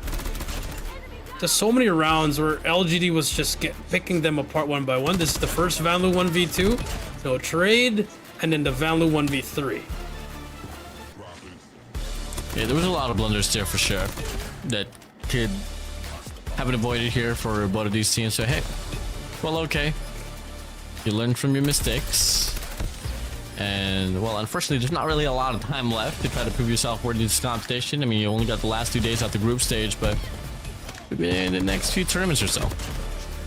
There you go. The 1v3, man. Small details honestly killed the momentum of DVK, and if you're a legend, you got lucky a lot of those times, but at the same time, greatness was just there. Most of the collateral could have ended the game there. Didn't matter. Then Jabin here just outsmarting the rookie. Yeah, I mean, come again, we've always talked about it when it comes down to the squad of legends here. Whoever can try to make a play and do it so convincingly well, it's definitely going to be your man, Jabin. This is definitely not Ginch here. This is Reed, but yeah. I mean, the match MVP is gonna be, I don't know if, yeah, it should be Ginch, or it should be Reed. Well, I mean, we talked about Ginch switching teams, man. His stock rising up. Look it up. He got picked up in Legends already. So, you know what, Reed? Welcome to Legends. Welcome. Like to see it. Welcome to the club here, Reed. I mean, talk about Reed overall. This guy came back, not really came back. Came from the community team called Star Boys. They were able to win the 2025 to 2026 Gladiators MP multiplayer run. And yeah, ever since that day, Reed came from the grassroots, and finally he has found a team that has been able to give them the opportunity to shine. That's true, and he is shining so far. He's probably the best player in that team. And now they got to step it up one more time for Control here to try and, you know, get another map under their belt. But not only that, win a series for the first time here to, you know, get a fighting chance, you know, try to get it. But let's take a look at the real MVP. It's going to be Ginch there. 16 kills to his name, 1.78 KDA. But hey, the game is not yet over. There's still one more map. Yeah, Ginch was just immaculate in regards to getting Reed, and I mean, the reads in Search and Destroy is not the first time as well that he has been able to find a lot of impact on S&D. So, hey, like to see it. Moving over. It's definitely a nice touch for him. I mean, brand new rookie in the Garena region. So, hey, Ginch, all eyes on you.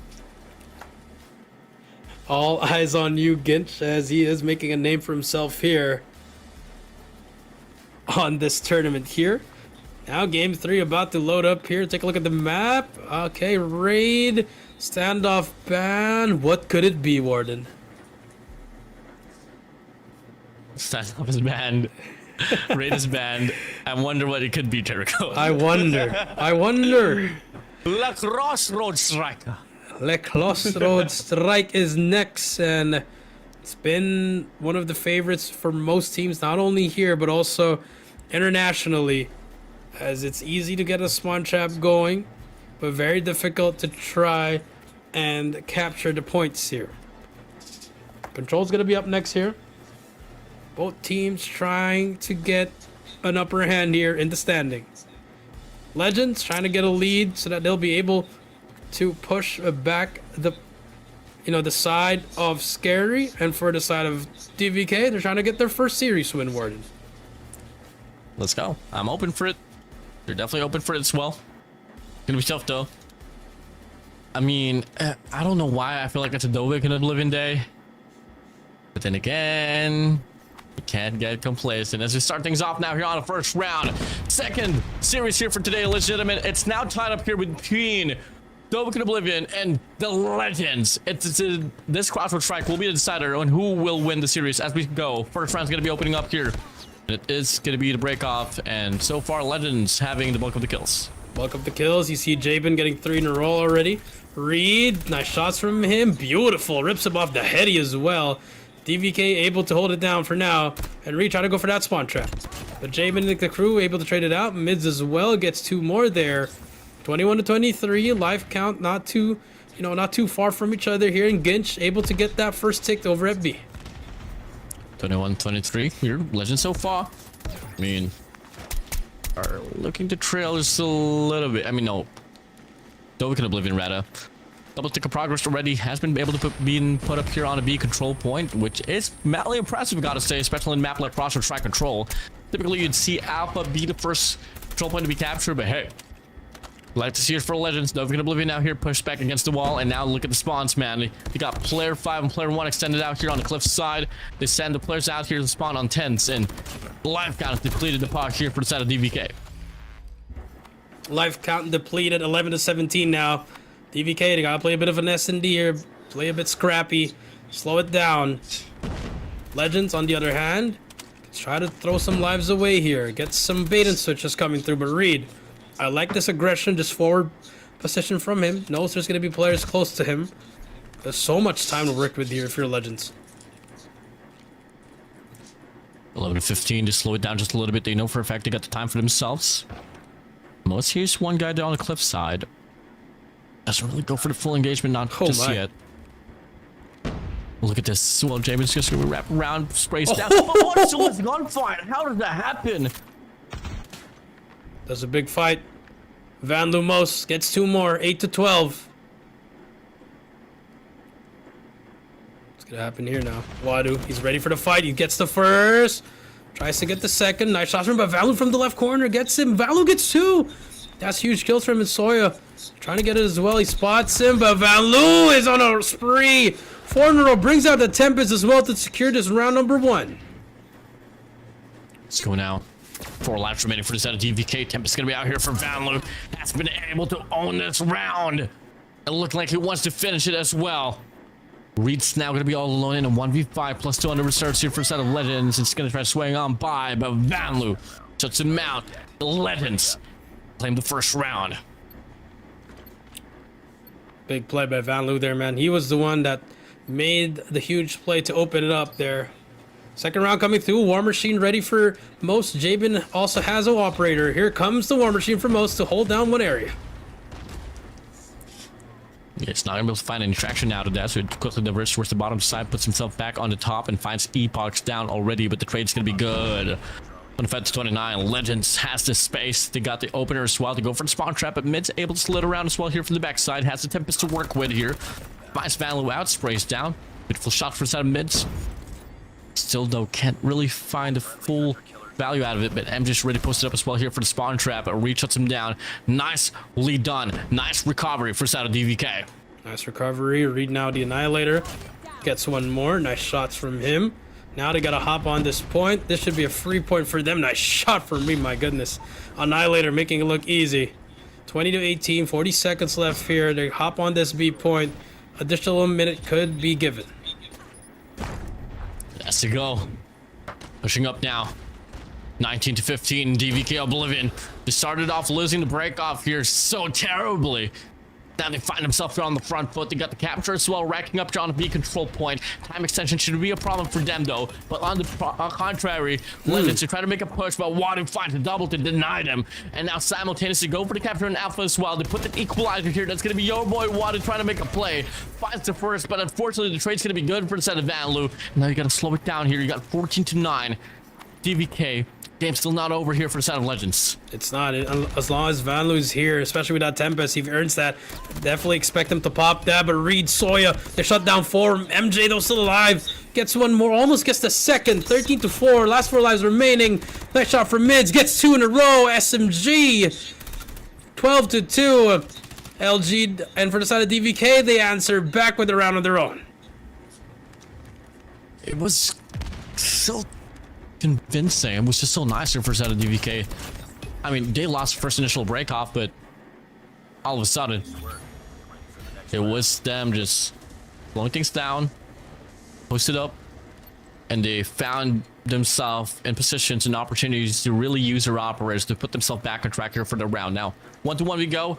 Hey, game's tied up here. Let's have a quick listen in here with both of these teams. Tabang mo na ng cliff, pre. May tumatalan dito.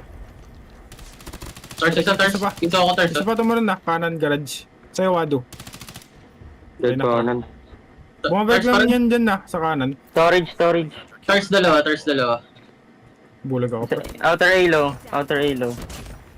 Dead dalawang A. May outer Eh, area ba? yata yung Tempest. Eh, yata yung Tempest. Isang B. 1B, 1B, 1B. Patay Tempest, Ingat na patay control. Tempest. Isa nakatapos Control ah. Bundok sa ano, LA. Sige, sige. Hawak ko Ellie na. Tagol lang ako, tagol lang ako. Patay mates now. Ganap ako. Tank pa. LA, pre. Tangkay. Ellie, hapel. Mid snow, MS dead, ammo. mid snow. Mid snow dead. Minus to ha. Patulong B. Saan pa? Walang blocker. There we go, 21 and 21 we go. Nice comms for both teams. Just calm, cool, collected. That's how you see it. It's gonna be Sawyer in the middle, but Jabin with the turn and the burn. Spots another one as well, but Water with the trade. 18 to 20 we go. Vanlu on that Godheady with this SKS very, very deadly. B's gonna be captured now. EMP at the ready. If they want to use it, they can. But Wadu is trying to make a play here. Gets the first. Needs help from his team. Okay. Nice shot from Sadawadu. 16 to 16 now.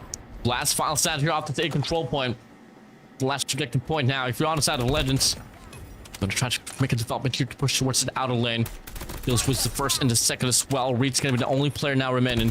But has this Annihilator to work with as well if he decides to pop it. They have to go for the investment now. Most here out with a War Machine. You got Robbers to play for here for set of DVK. Someone has to make a move.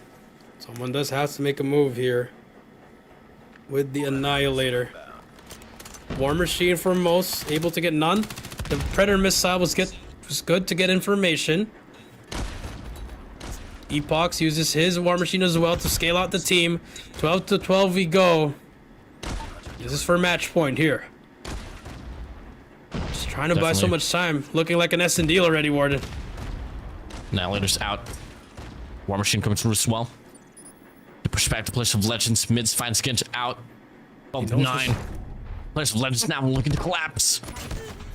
Oh, beautiful shot from the side of Reed before he goes as well. Well, just gonna be right around here with the equalizer. There's only gonna be 36 left here off for the side of Legends. You got 3 ops as well here. You gotta make a play. Someone has to go for the investment. It's the Annihilator out here for the side of Jabin now. Looking to get the first pop, missed the first, gets the second. They need to find himself in contention now. 15 seconds left on the clock. Gonna go for the run here again. Checks up on the right side, but misreads. But now the players of Dovahkiin, they're looking to run out of lives. 3 remaining. Oh, Legends, eyes on you. Reed all alone. Jabin knows exactly where he's gonna be right around, and he might be able to get the last foul pop, but no, shuts him down. 1v5 situation. The temp is going to be out here for Vanlu as well. And it's well over. It's a fast capture here for Legends. They find themselves on match point. So close yet so far there, Warden. Annihilator, Equalizer out for the side of DVK, but it was to no avail. And for Javen, the veteran, just walking, scaling his way up there, Warden, with nice shots for the Annihilator. Match point for them. Can they close it out? Here we go. Here we go. It's unfortunate as well for the side of DVK that they've just burned through 3 operators leading up to the ending of that round. And now they got to come off empty-handed here leading up to this. Might just be the final one if ever Legends get a convincing break off here. And so far it does come to a tie at the start of this round. 25-25 we go. Jabin, he's going to have help from MJ Mos. The blender's plugged in. It could be the start of the spawn trap. Ginch as well. Able to get one. He gets away with his life. He spots him as well, but Wadu clears it out. So no spawn trap has been given yet. But you see the players of LGD. They're going to be on that right side corner. Mid's going to try to clear it out, but MJ stays alive. Uh-oh. It's way down for the side of Epox. And get the shot to connect. 70-18 here. You're starting to hate to see this if you're on the side of Dovahkiin as well. You haven't been able to find any progress on towards any control point whatsoever, and you're down by the lives. Finally, a push comes to shove here on Bravo. Alpha this get cleaned up here by the side of Legends. But looking like Legends, they're gonna let this Bravo control point go. They just want to slow it down here, post up towards Alpha regardless. Last 2 waves. The Dovahkiin Oblivion can invest into. Comes to a fault. It might just be over. Might just be over. Nice shots from them. 11-15. 15 seconds left here. And Dovahkiin Oblivion. It was a good start at a hard point. But it's looking like They're about to lose this game 3. Mids, good for 1. Only 5 seconds left. You see LGD. MJ could put the final touches here with a Sparrow. Spots him, gets 1. That could be it. That could seal the deal. Gets the second one as well. Last player alive in our corner. It doesn't matter. LGD. They still have 2 seconds left. They're trying to get that last hope over at his A point. It doesn't matter. That's going to be GG. LGD take it. 3-1. Yeah, GG's well played. Nicely done there from side of Legends. They get the read right. You knew for a fact time was in the essence for the squad of DVK Oblivion, with MJ popping off the spout right there. Well, guess what? It was a close out. Hands down.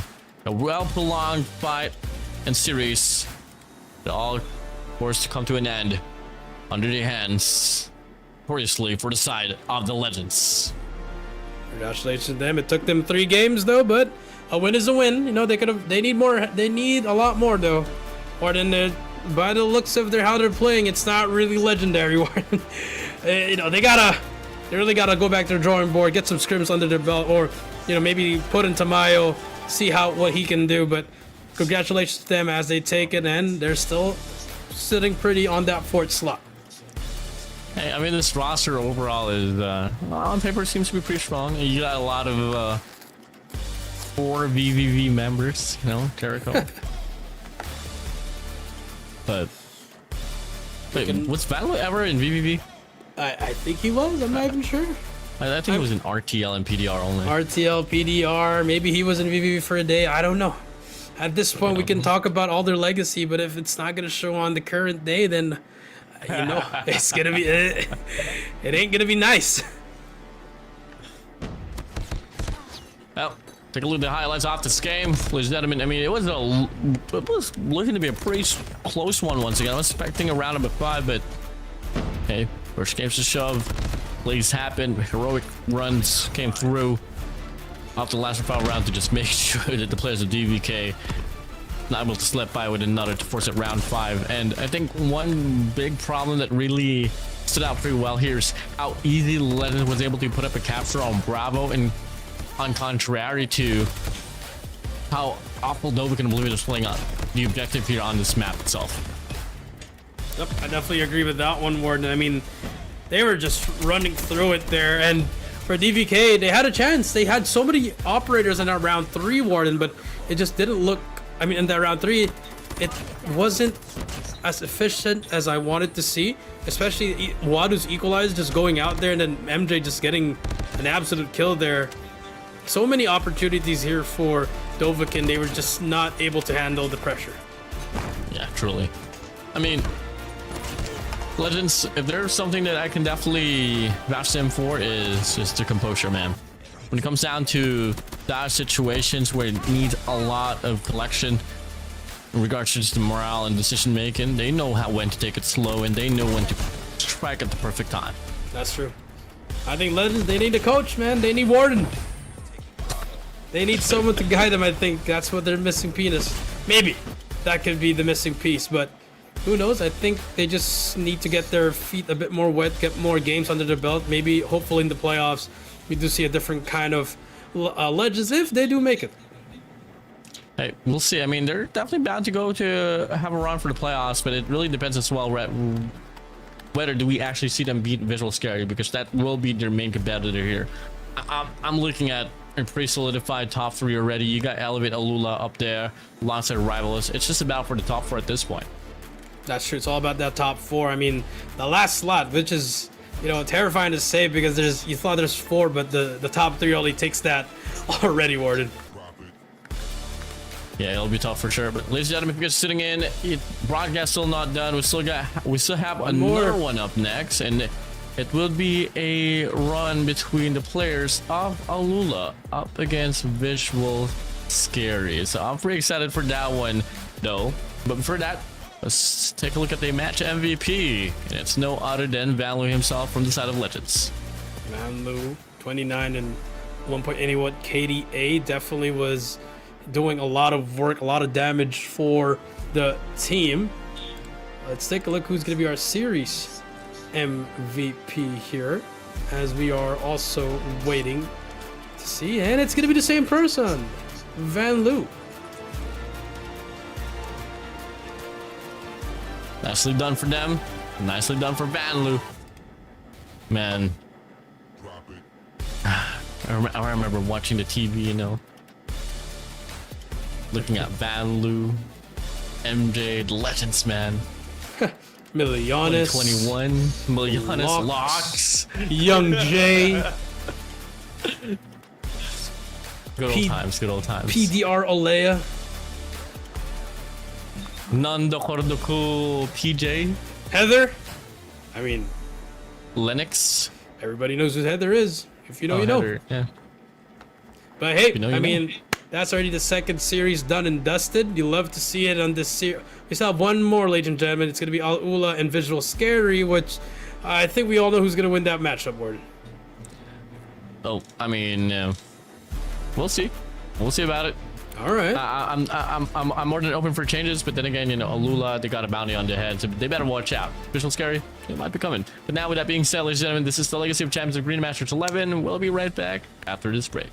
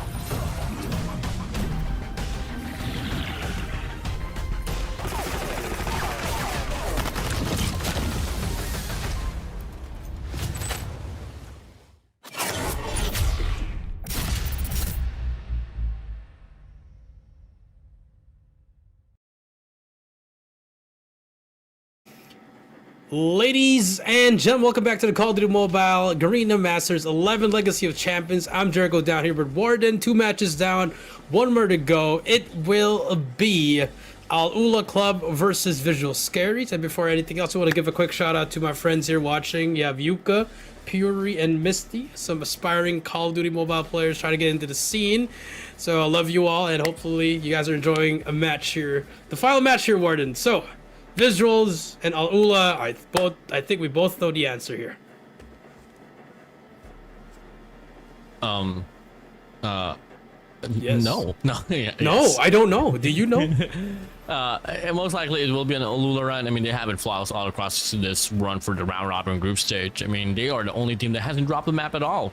Yes, exactly. You're hearing that right. I mean, Elevate, they lost the map against Rivals. Rivals lost the series up against ALUla, so on and so forth. And so this will definitely be you know, an ALUla run for sure. It kind of depends on whether how dominating it will be, because Visual SKAERI, I mean, yes, they are currently at the 5th seed here, but you know, one good day is all it could take for them to be able to put themselves back on track.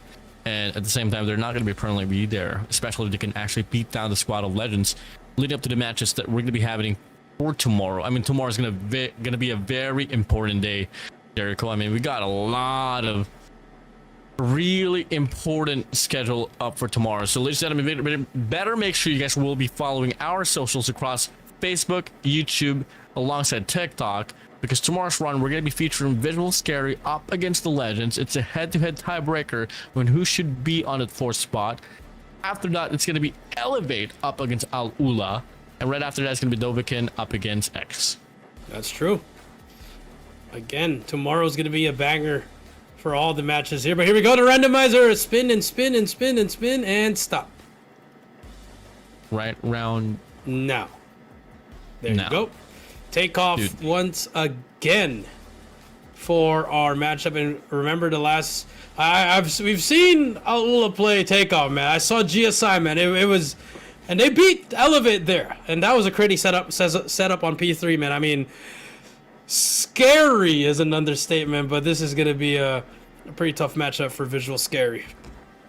Oh yeah, I mean, when it comes down to ALUla, you know, the story of the game here for Hardpoint has just always been operators, right? And with the sheer raw mechanical gun skills that ALUla is just able to offer, they build up those operators so quickly, and once they do have it on their hands, they find the most value out of it, and that is the keys to victory here. If you are on the side of Visual SKAERI, you gotta find a means to be on the type of rhythm. If you are looking for any means to get a chance to take this map for yourself. That's true. You gotta try to like start off strong, you know, get the first initial 5 kill metric, as our friend Callie would say. You know, just like an Arsenal, man. They know when it's all said and done at the start of that P1, but in takeoff, gotta get a bit of power position. Gotta be able to put a lot of pressure on the hill. You know, you really gotta not care about your KD at this point. Just gotta hop on it, contest, claw, scratch your way for the hills here, because it is gonna be a scrappy game, especially in a map like Takeoff. Oh, truly. And, you know, for each and respective teams here, you gotta have standouts. I mean, for a set of ALUla, granted, non-negotiable, it's gonna be Lucas in that. I mean, this guy is a force to be reckoned with. Sheer mechanical beast, Terminator. Give him everything, title him everything. And next up, it could be Jai, it could be Clove, it could be anyone as well. I mean, it's a superstar team. For the side of Visual SKAERI, who could it be? We'll find out now, as we're gonna be heading straight to the game here soon enough. So let's see how this one's gonna pan out here, Jericho. Let's make it a competition, Warden. How many kills will Lucasen get? 60. Are you gonna go with 60? All right, I'm gonna go with 54. 54. Right. All right. I mean, here we go. We'll see. Game number 1 about to start here. ALUla, Visual SKAERI, last season of the day. It's gonna be hard part on Takeoff, and start things off with the screen of Jai. yep. It's gonna be Jai here. So him to hill here at right off the get-go. But Visual SKAERI, on the contrary, though, will be able to win the next half of the gunfight. And they do find themselves here for the first initial points as well. All you gotta do is extend players out, create space, and wreck more time for yourself, baby. 9-0 here already so far on the scoreline. ALUla here finally get the break for them side. That's true. Opening for the site there. Visuals taking the lead here early. But you see Clove on there, has help from his teammates. Gonna be able to get the kills that he needs. But Chroma, Rex, able to equalize it up. Get the players off on that hill as they're gonna get some time off this. Good pressure for the side of SKAERI. But look at Rex now. The newest addition, making it look easy. Yeah, I mean, so far Lucas and Hera has 4. Same was for side of Clove as well. On the contrary though, I mean, Chroma's not doing too shabby here with 6 as well. Now sub 4 seconds remaining now here for this P1, closing it out, and you do get to see the rotations now here on this P number 2 as it opens up. Look at the hard point here. It's going to be painted in blue dots. 2 players from the wrap here, offering it up. Wraps around, good for 2. Last player alive here, off the way from the side of SKAERI. As you get to see, it's a full-on break here for the side of ALUla. They send down the players of SKAERI down Narnia. That's true. Down in Narnia, 19-15 we go. This P2, dreaded P2, just put so much utility. You see the smokes everywhere. And Visual SKAERI able to stabilize, get the time that they need. And ALUla on the back foot here, trying to break it from the front. Scared, gonna be the first one to go in. Get some time on it and shuts down no one though. Rex gets that kill, and Visuals answering back here, able to hold this P2 properly. Oh yeah. 30 to 21 now here. Visual SKAERI not doing too shabby once again. I mean, hey, if they can continue up the space, and maybe till then we can definitely have a different story to tell. Time being here though, scrap time commences. FTX looking to take this one right back. Pops Tempest, finds the first, looking to get the second as well from the back. Good for it. Might be a triple, but Rex able to slide down, able to shut him away. Lucas in from the bottom side. War Machine still out on the hunt, on the prowl. Can't find the value out of it though. I mean, it's kind of crazy how much glaze that we were putting up here for the side of ALUla in regards to operate value, but they couldn't find anything from the Tempest in the War Machine. Not sure couldn't find anything, but now it's the P3. It's their best hill. You expect that setup to be happening now. Here we go. Equalizer is out as well for Clove. Scourge just shuts down 3, and Warden, they were able to use their operators properly. 4, 5 for Scourge. Finally, Rex shuts him down. Clove gonna clear it out for the team. Try to hold it down, but Rex's War Machine clears him out in that corner. More players coming through, and here comes Visuals. Yeah, nice lead here for the side of Rex here. Perfect usage off that War Machine translates to a double off the bow, but unfortunately for him, this gets taken down. Now Sabio here looking to create space as well here with that machine, but Scourge lines up perfectly with the battle as well to cancel out that machine. It's now going to be 49-50 here. Game close as ever. Game closest ever now. Scourge trying to wait for C-Mate Pickle with 4 with the claw, but Jai shuts him down, but it doesn't matter. He made the play there, and now Vigil still getting the lead here in this P3. Nice shots from Sebio, but FDX gets 1, gets the second, gets that last 2 seconds there. P4 now coming up in about 3 seconds here. FTX here, place point. Just get taken down by Momra. Sebio checks up. Fell from the back. Spawns well defined here for Visual SKAERI here on the Crane side. It's going to be ALUla here, washed away from the hard point. Now they're going to scramble across the map here to offer a pinch, trying to get the break here inside of the hill. Sebio still holding on, pretty still. Triple man stack down here from the front side. No operators to work with here for a set of ALUla. Only FDX with a Tempest or so, but he can't really find the position to really use it properly. But now he does so. Finds the first pop, looking to get a second as well, but Chroma shuts him down. Visual SKAERI still doing so good, retaining the lead away from the side of ALUla. They are in Mamra from the top, making it drop, and Visual SKAERI's playing out of their mind here so far. And ALUla now, FDX able to get 2, but Mamra on a 7 spree with a Tempest in hand, closing in on the EMP, but from the back, Clove gets 2. So now ALUla's able to get some time off this. A contestation will be there, but it doesn't matter. ALUla finally stabilizes the last 5 seconds. As we hit the rotation, back we reset, P1 we go. You like to see it. 64-82 here. A pretty dramatic lead I gotta say here for this set of Visual SKAERI. I mean, something you don't really expect to see, especially up against a squad like ALUla. But hey, they're revitalized. They know the 6 all up high, and they know how much this is going to impact their run here for the round robin group stage if ever they do take a map or 2 up against the squad of ALUla. As we get to see the Preddy flash through, Momra, he gets a read of the map as well, looking to trail 1 player down, and FDX just eat up the Predator missile directly. Equalizer going to be out here for the side of Chroma as well, and it's going to be the players of Visual SKAERI might be able to get the first initial run for the 100-point mark. That's true. Chroma able good to 2. Can he make it 3? Looking for more. He's gonna stay alive here, so that's equalizer. Gets the third as well. Beautiful movement coming through from Chroma. The deception will be key there. Chroma gets the fourth. Can he keep on going? Yes, he can. Almost gets it, but Clove able to shut him down. 110 to 66. ALUla struggling here to find a footing in this hard point. And Visual Scary. You love the pressure that they're putting. You see the assertion. You see the urgency. And this is what you want to see from this kind of team. Let's see it, and now they have it able to find a means to double down the points here up against ALUla. Luke is in here, looking to create the space once again. Sprays down off the bow, good for one. The trade should be right around here for the set of Sebio, but he finds one here on the bottom side on a 3-spree. Lucas, in he goes. Lucas, in he goes. War Machine now. Rex on his screen. He's going to be able to take down one more. They get him off the point. That's how you want to use that War Machine. Clove with Equalizer, only good for one. Again, the operator's just not looking too bright for them. Pickle's Claw, you have Sebio's Death Machine, but Lucas's War Machine from afar able to shut him down. ALUla still trying to find anything. Every time they make a play, Warden, Visuals is just another step ahead. Oh my god, another drop off the Tempest as well from the set of the FDX. Mom right here looking to get the value out of this. Next up here from the backside, Tyson able to slip by, but Mama shuts him down.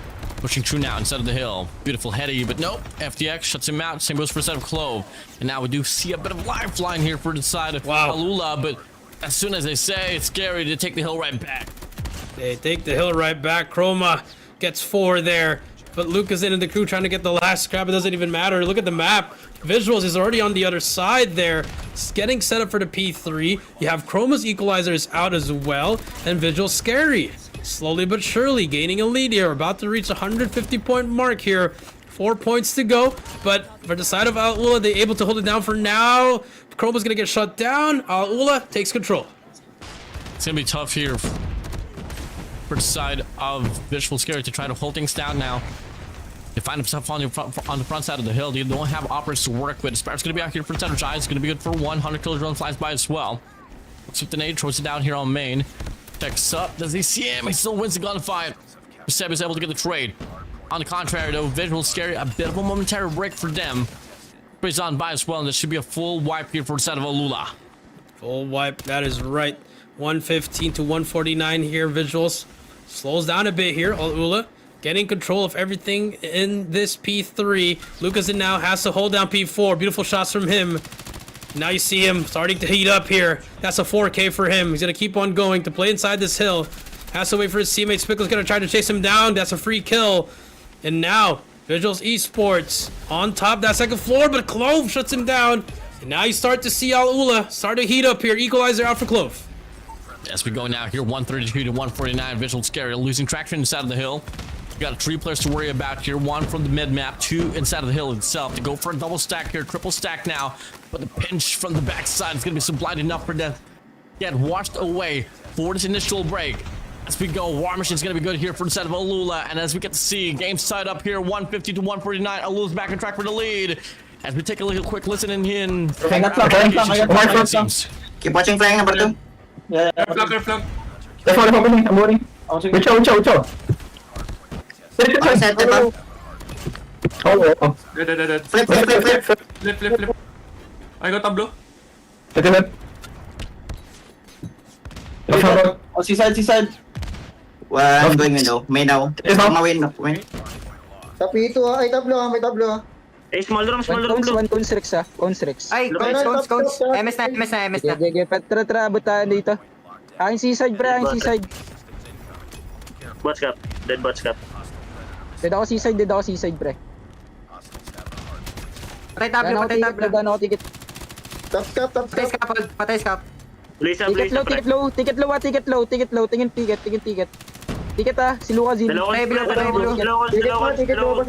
Going bottom blue na. Patay ticket.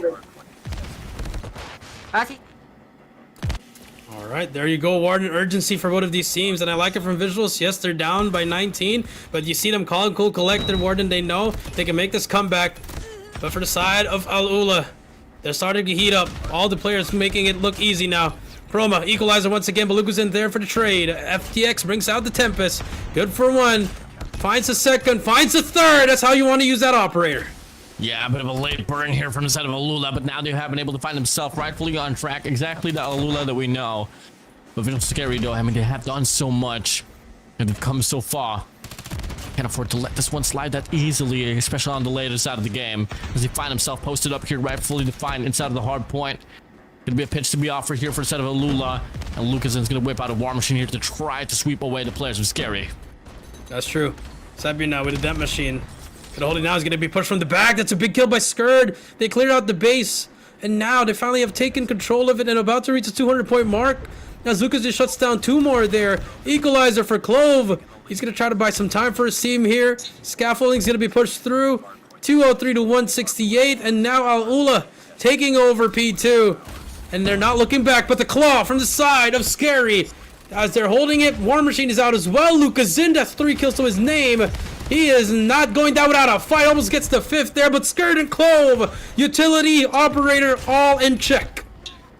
One thing that has been prominently been able to carry the weight of Visual Scare has to have been their operator value, but unfortunately for them, they do drop it here for the last initial time here off the speed number 2. It's going to be ALUla here, good for the scrap times.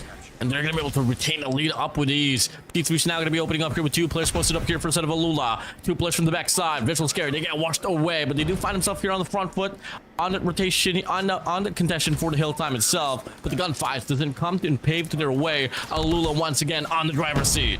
On the driver's seat, 45 seconds left here. Skurd gonna push through. Lucas and still in there. Mamra gonna contest, but Clove. Here comes the setup. FDX with a Tempest. Beautiful. 2K. Can he make it the 3rd one? Yes, he can. FDX on a roll. 51 to his name. Lucas's War Machine is out as well. This could be the final touches on this game number 1. ALUla, they can feel it. Sparrow's out as well. More players coming down. Lucas in 61. Make it 62. Looking for more. Has to shoot his own teammate. Doesn't matter. Has help. Tempest for Mamra though. Can he make a difference? Finds only 1. And ALUla now just applying so much pressure in this P3. Last 15 seconds. ALUla, eyes on you. Visual Scary. Put the trail. The game's not gonna end here. It has to come down to a rotation down as P number 4. As it opens up, it's gonna be the players of ALUla here looking to get the first initial stand as Clove leads the charge, paves the way for the rest of the crew of ALUla. Last 4 points to claim, but Provo slips by, able to get 1 with its equalizer, but the trade's gonna be good. 2 for Pickle. Trades after trade. Super Jai as well. Sebio with a double. Doubles galore. Visual Scary finds himself in the side of the hard point. It's just all gonna come down to the team fights. It's all comes down to the team fight. Skurd with a big 2-piece. Hops on the hill. That could be it. That's gonna be GG's. ALUla take it. 250 to 184. Saan galing yung isang yun? Great game. Nice guys, good job. Krad. Congratulations to ALUla. They take the first game, but very slow start, Warden. A little bit of a chink on the armor there for that hard point, but I think they finally got their juice flowing after a couple set of hills. I think they just got stunned on the pacing that Visual Scare was able to put up. You weren't really expecting Scary to probably shoot back that much, but hey, at the end of the day, they are a super squad that is designed to understand the unimaginable. They were able to put themselves rightfully back inside of the game and rightfully own the map. Now, 1-0 already for the series. Go towards Search and Destroy, which I'm going to be pretty excited about this one, man. Despite the fact that there is a bit of a disparity between the standing of ALUla and Scare in regards to the leaderboards itself. If there's a game mode that these two teams share in common when it comes down to any game modes that they play devotedly, it's that Search and Destroy, man. But for that, let's take a look at the highlights on this map of Takeoff Hardpoint. Takeoff Hardpoint. Take a look at the highlights here, man. This has all been the side of Scary, and they slowed down when everything was clicking for the side of ALUla. You saw Lucas, and he dropped more than what we predicted, Warden. And it was just all him. Making huge plays on the map. Number 4, that was him. But at the same time, Skurd made huge plays. Clove made huge plays. The whole team individually made huge plays. And that's one thing that you can't let up. If you are Scary, you gotta be perfect. And it's difficult to give, you know, that kind of space to ALUla because they're gonna take it away and they're gonna run away with this game. Yep. I mean, ALUla has been notorious of not really toying around and just want to close out the game as fast as possible. Always, every single map is granted them in a competition.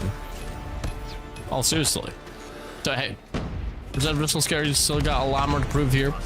But damn, that was so close. It was so close.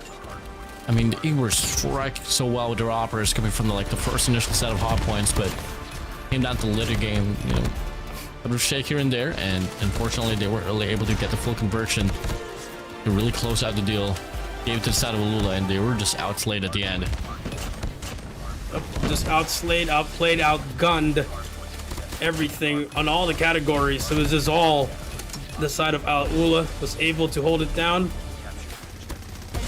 Thought there was a moment of hope there for the last equalizer, but it didn't matter. Lucas in 66, 1.94 is your match MVP. Just to go, I mean, hey, 66. It's definitely not going to be a surprise here for the side of Lucas in for sure.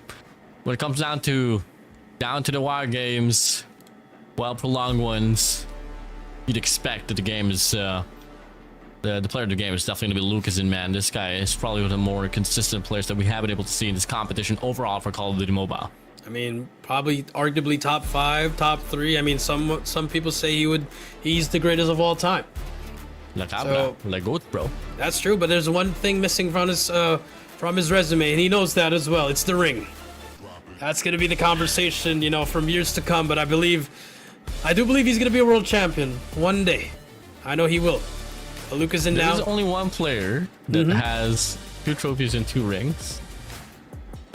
I mean, probably.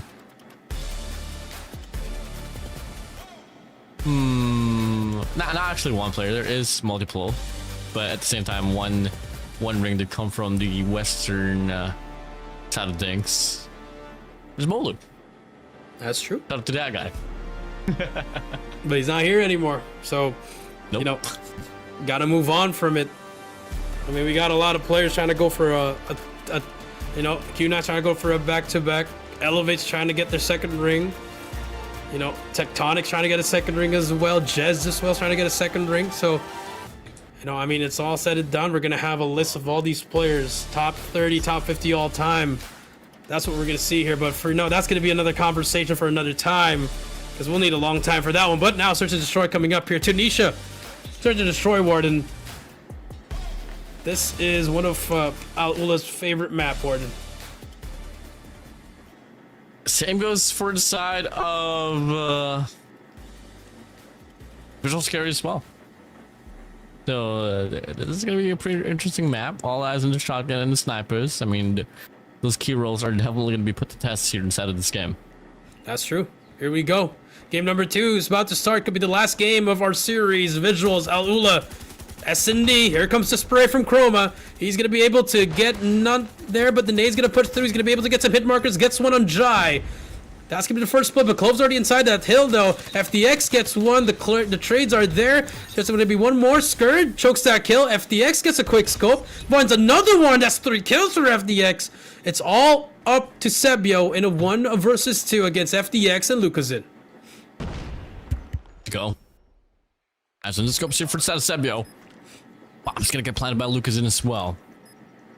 It's just a marksman here for the side of Lucazin, a scope here for the side of FDX.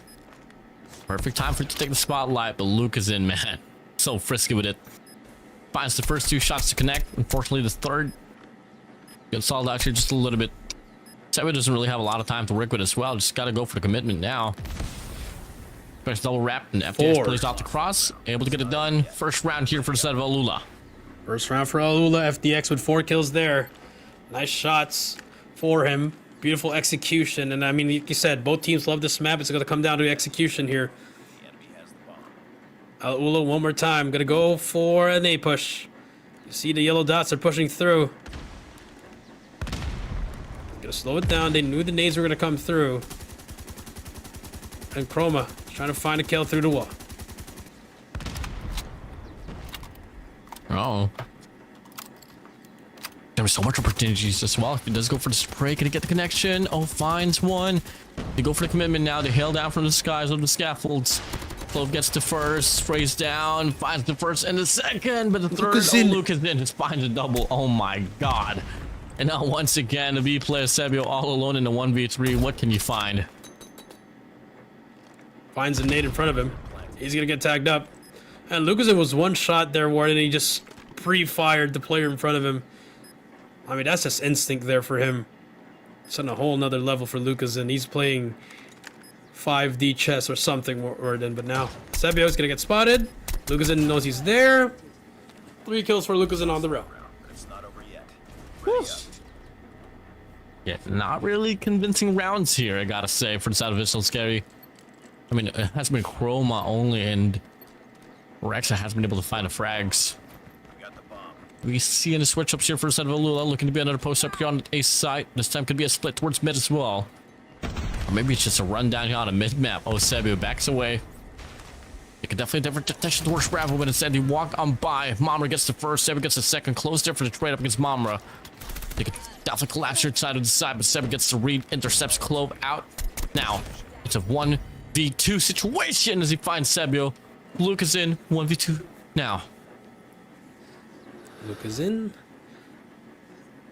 Potentially been a 1v3, just 2 more kills to go here. He has the bomb as well, so, I mean, at this point, you gotta just run back to B, find something. He knows he's there. Lucas in, this is... At this point, man, that is some crazy instinct there if he's able to kill that through that wall. But you don't need to commit here if you're Lucas in. You can just slowly rotate back. Trying to find someone here, Warden. Oh, there you go. Pickle, able to answer back there. 1 to 2 we go. SKAERI able to get 1 round. Nicely done. A bit of a blunder as well there for the side of ALUla, but then again, someone's mistake is someone's success, and well, VİZUALZ SKAERI took it. This time though, they throw 5 nades here directly towards the A side. Leads to no connection whatsoever. It's triple post up here on towards the A main. No one's really taking up the chow here for the side of VİZUALZ SKAERI. They send 2 players out as well to go for the commitment here on towards the B side. Rex can right around, and oh, he wins the fight. Looking to get a second as well. Backs away, you got player numbers right now. And look at player 2, Mamra, looking to slip by, but Skirt shuts him down. Looking to be a push towards this time around the B side here for several ALUla. Be a push, and Clove, he's right behind that yellow box. Has to back away, has help from Lucas in, but nice kill from Rex. Spots another one, gets a second one, that's big. But Clove gets 1, gets 2, gets away with Slive. The reach out comes through, gets a 3rd. Can he get the 4th? Yes, he can! Clove on a burner. Yeah, those are the plays that you just hate to see if you're on the side of VİZUALZ SKAERI, man. Oh my god. All my days. 3 to 1. VİZUALZ SKAERI. Oh, they're gonna try to go down a mid map. Yep. Jai finds Pickle out. That's a 4v5. 4 versus 5. Mamra, nice shot, gets away with his life. He's gonna get tagged up. Sebio's already through. Spots 1, has help from Chroma, gets 2, but there's gonna be Lucas in there, and it's all up to Rex in a 1 versus 2. Has a gun in hand. Has that sniper. Bomb should go down. There you go. Oh, here we go. Take it down here. Pitching it up. Lucas in off the heady and just wins it so easily. Yeah, we definitely need to see a reset here for the side of VİZUALZ SKAERI for sure. I mean, this is a bit tough for them. I mean, look at the run here. It's now going to be 4 to 1. 4 to 1 we go. Nades flying through. ALUla trying to go for a... Oh, that was a failed concuss there, but Chroma able to get 1 through that wall bang. Chroma's just still looking for a player. He's going to spot 1 more, trying to get it. Jai stays alive there. It's a 4 versus 5. They got to let the snipers do its work here. Cool. So close, man. Yeah. I'm a bit of a reader here for instead of SKAERI. I mean, they have been able to find the first frag. Forcing it down to the early 4v5 is something you like to see, especially if you're on the defensive side. They back away. As you go here, Lucas and Jai just find the double, each for their own. Now they got a free lane here. At least they do deal with Mamra. Gonna be a free statue for them. There's gonna be a pitch from the bottom side as well. Oh, I'm sorry for you, Mamra. Double man push, triple man push from the top. Guy's gonna be right around. He's gonna get overwhelmed. Able to get the shot down. Chroma and Pickle now here to go for the clutch. Lucas is gonna go for the push out here with a shot gun. Not gonna work out for him, but hey, fortunately enough, it's still gonna be a 2v3 information related as well. 2 versus 2 now, actually. And Jai from the flank, good for 1. Oh. Now it's a 1 versus 1. All of a sudden, the tables have turned here. Pickle could get the greatest timing here, but Skirt able to spot him. Skirt, he's gonna get shut down, and VİZUALZ clutches up. They get their second round. You like to see it. You like to see it now. 4-2 we go. But with that being said, game close as ever once again. Still ALUla on an incremental lead. So we head straight towards round number 7. Let's take a quick listen and dial into the communications of both Visual Scary and ALUla. Tingin sa may, ano, sa may blue. Tama, Meron. Ako trophy. May bait yung taas eh. Bulagin ko ah. Nagawin ko smoke sa akin. May bulag! Isa pa. Daming gago. Nag-run pre. Kaya na naka-pistol out kasi ako. One city. City 8 mark. Yeah. Back maybe. We can city. I'm watching city right side. Open the tower. Sniper. Killer. Kilasit, one more kilasit. Yeah, you can hold our nest. Yeah, we're good. I'm watching this. You can hide. You can put on. Patay na gago. Ito sa left ko. Nice. Nice, you know that. Why super slow? That guy never gonna... Let's triple shiny again. Ako rin sorry B. A by 8 at A by 8. All right, there you go, Warden. Some chill comms for both of these teams. VİZUALZ not being able to execute properly. But here comes the push there on A. Trying to go for it. It's a 3-on-3 on A. The nades are going to fly through. No more trophies for them. ALUla trying to wait on it. The stack is here. Nice to go. Last round here before it switches sides as well. Big shot from side of Sebio. Unfortunately misses still. Able to survive with a nick of his life. Now it's going to be a B push here. Oh, Rex. Oh, Sebio. What can you find? Lucas and a marksman will both get overwhelmed here. And that's going to be Clove and Skirt. Good for the entry. They find himself with an early 5v3 here off the plant. But it might not even have to come down to a bomb plant at all. Chroma's going to be all alone. Skirt is getting shut down. It's a 1v4. Time's now going to be ticking as well. Chroma. Time to make a play now. Lucason's going to be there on the front side. Tags you up. Clove takes up the chow. It's now going to be 2-6. ALUla, they win the first half convincingly well. Convincingly well. 3 more rounds for them. Can they close it out here? It's going to be on the easier side here to defend. Who's going to run through Lucas and Sniper on B? That's going to be the question there. And for SKAERI, gonna make this B push. Here we go. Here comes the first one. Lucas in ready with the SKS. He's going to spot the first one any moment now. Sees that shoulder. Trying to hit that wall, but unfortunately, nothing's going to happen there. SKAERI decides to slow it down. It'll be tough. Oh, Chroma finds Clove out. Nice shot from side of Lucason once again. Looking to post up here. He's ready. Oh for my! it. Oh my God! Triple from Lucason. The total collapse here as the push comes to shove on towards Bravo.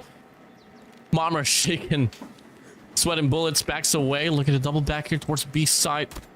Gonna worry about a player from the top. Look at the GS shots, and he does get it. That's a 2v2. Man, what a shot there. Where's Skirt? He's all the way at the other side, waiting for his moment. Skirt. Hello. Oh, he's moving now. Oh, there. FTX gets that kill. Skirt doesn't even need to move. Rex now has the bomb in hand. He's gonna back away. This timing is going to be immaculate. It's the greatest timing in Call of Duty Mobile history right here. Unless Rex reads it, and I believe he does. Can he get 2? Does he have that Vandal in him? It doesn't matter. The scared shotgun shuts him down. 2-7 we go, Warden. Maybe Visual wins 4 in a row, Warden, and then we'll get that glorious number, that score that you want to see. Oh, truly, man. Definitely. Second half, you go. Triple stack here on the mid map for set of ALUla. Triple stack here forward at A main for set of Visual Scary. They're going to send out 2 players on a winery swap to go for the drop. But Visual Scary, I mean, are they ready for this? They find the first frag. ALUla responds back with a double. Man push. I mean, it's just a complete wipe. Rex now going to be all alone. 1v3 situation. What can you find? Got FDX here on the connected side. Decks up, backs away. I mean, ALUla doesn't even need to take up the fight. I mean, the bomb's dropping their hands. So it's a pretty chalk round. This should be match point already for the set of ALUla. Should be match point unless a miracle can happen from Rex. He's gonna get 1. You get Lucas in. Need 2 more. 1v3 in the making. That could be the situation here for Rex. But FDX and Clove, they just gotta play together. Just let Rex come to them. This is still on the side of ALUla to win.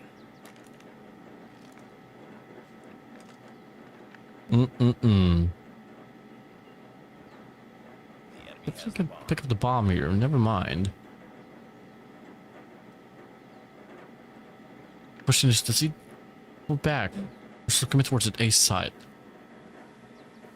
When ALUla is in phase, all they gotta do is just wait it out. If the bomb does get planted towards the other side of the map, well, hey, able to fight, but Rex still looking to take up the chow. As it swings, and it's a beautiful pop for the set of FDX. Match point advantage for the set of ALUla. Match point for ALUla to close out the series and the day. 2-0. Here we go. Could be the last round unless Visuals Scary can do the impossible. Win 6 in a row for overtime. Win 8 in order for them to win the game. But as soon as you say that, it's a 5 versus 3. Send it tomorrow. Yeah. It's unfortunate once again. That Visual Scary. I mean, you've seen it. You've seen a lot of efforts, but they haven't been able to really get a firm footing onto it. As they go here, able to get 1 punish, but SKAERI running it down with an HS here from the top side, looking off the nade. It's going to be all alone. Game's chalk. It's over. It's well over. It's going to be ALUla finding himself here in a clean slate. Now Sebi can pull some strings here out of his sleeves. It's just far-fetched, man. Posted up here. Wide stack here, and just like that, Clove shuts it down. 2-9. ALUla, they win and clean up the series quickly. Clean up the series quickly, and you'll love to see it from them. Our Garena Masters Series 3rd win. That's going to be ALUla as they take it 2-0. Woo! GG's.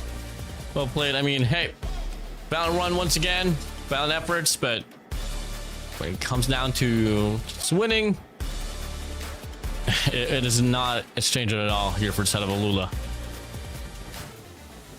Did not pan out well for them for the side of Visuals, but for ALUla, just back in the winning column again. Like you said, there's a bounty on their head.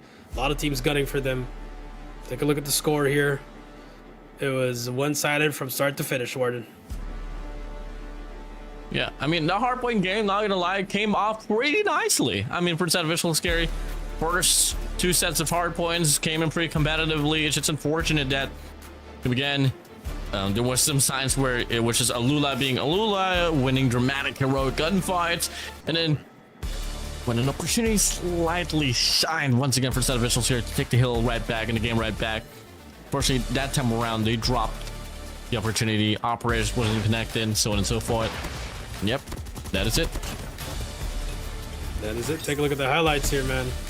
It looked pretty promising. FDX had 4 on that first round. I mean, then there was even a round that ALUla kind of threw there, you know?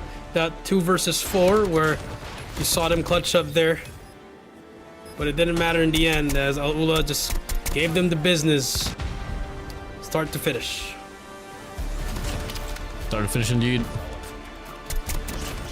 Yep. Well prolonged battle for the set of Visual Scary. I'm moving over towards the search and destroy. I mean, hands down, there was a bit of life as well there from the side of SKAERI. Just a little bit, but it was too far to really call a true game of S&D. We weren't really able to hit the whole run and what this map can truly offer because, well, extensively there was just a lot of gunfights that VİZUALZ should have been losing. I mean, take a look at the multi-kills potential that, you know, ALUla was able to put up. That force free from the side of Flow, triple spray down out to the SKS there from the side of Lucas. You got what?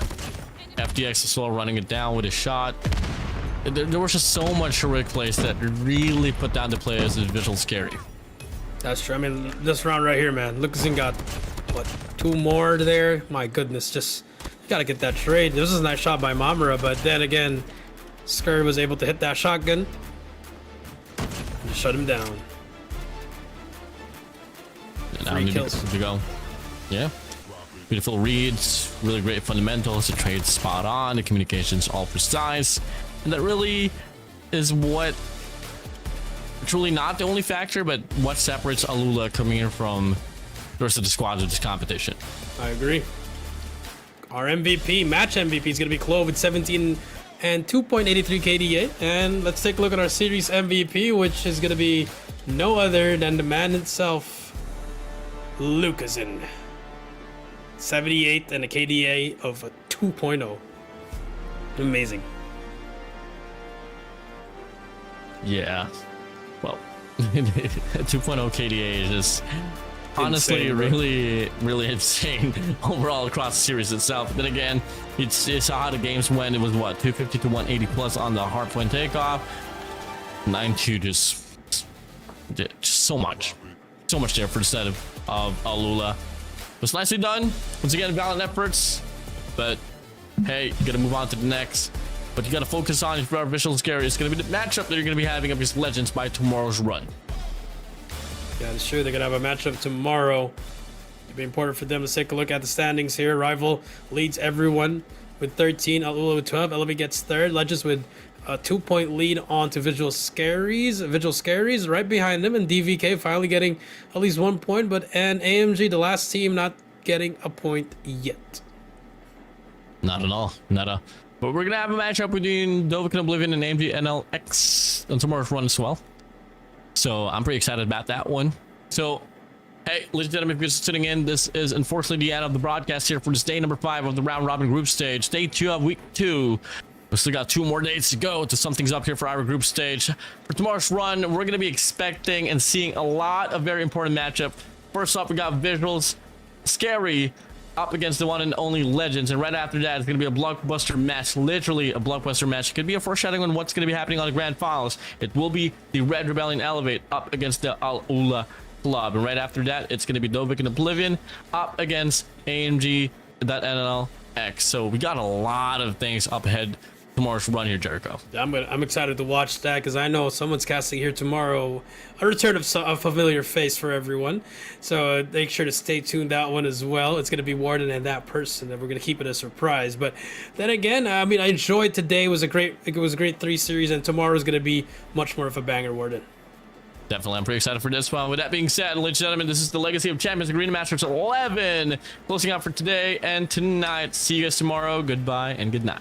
Goodbye.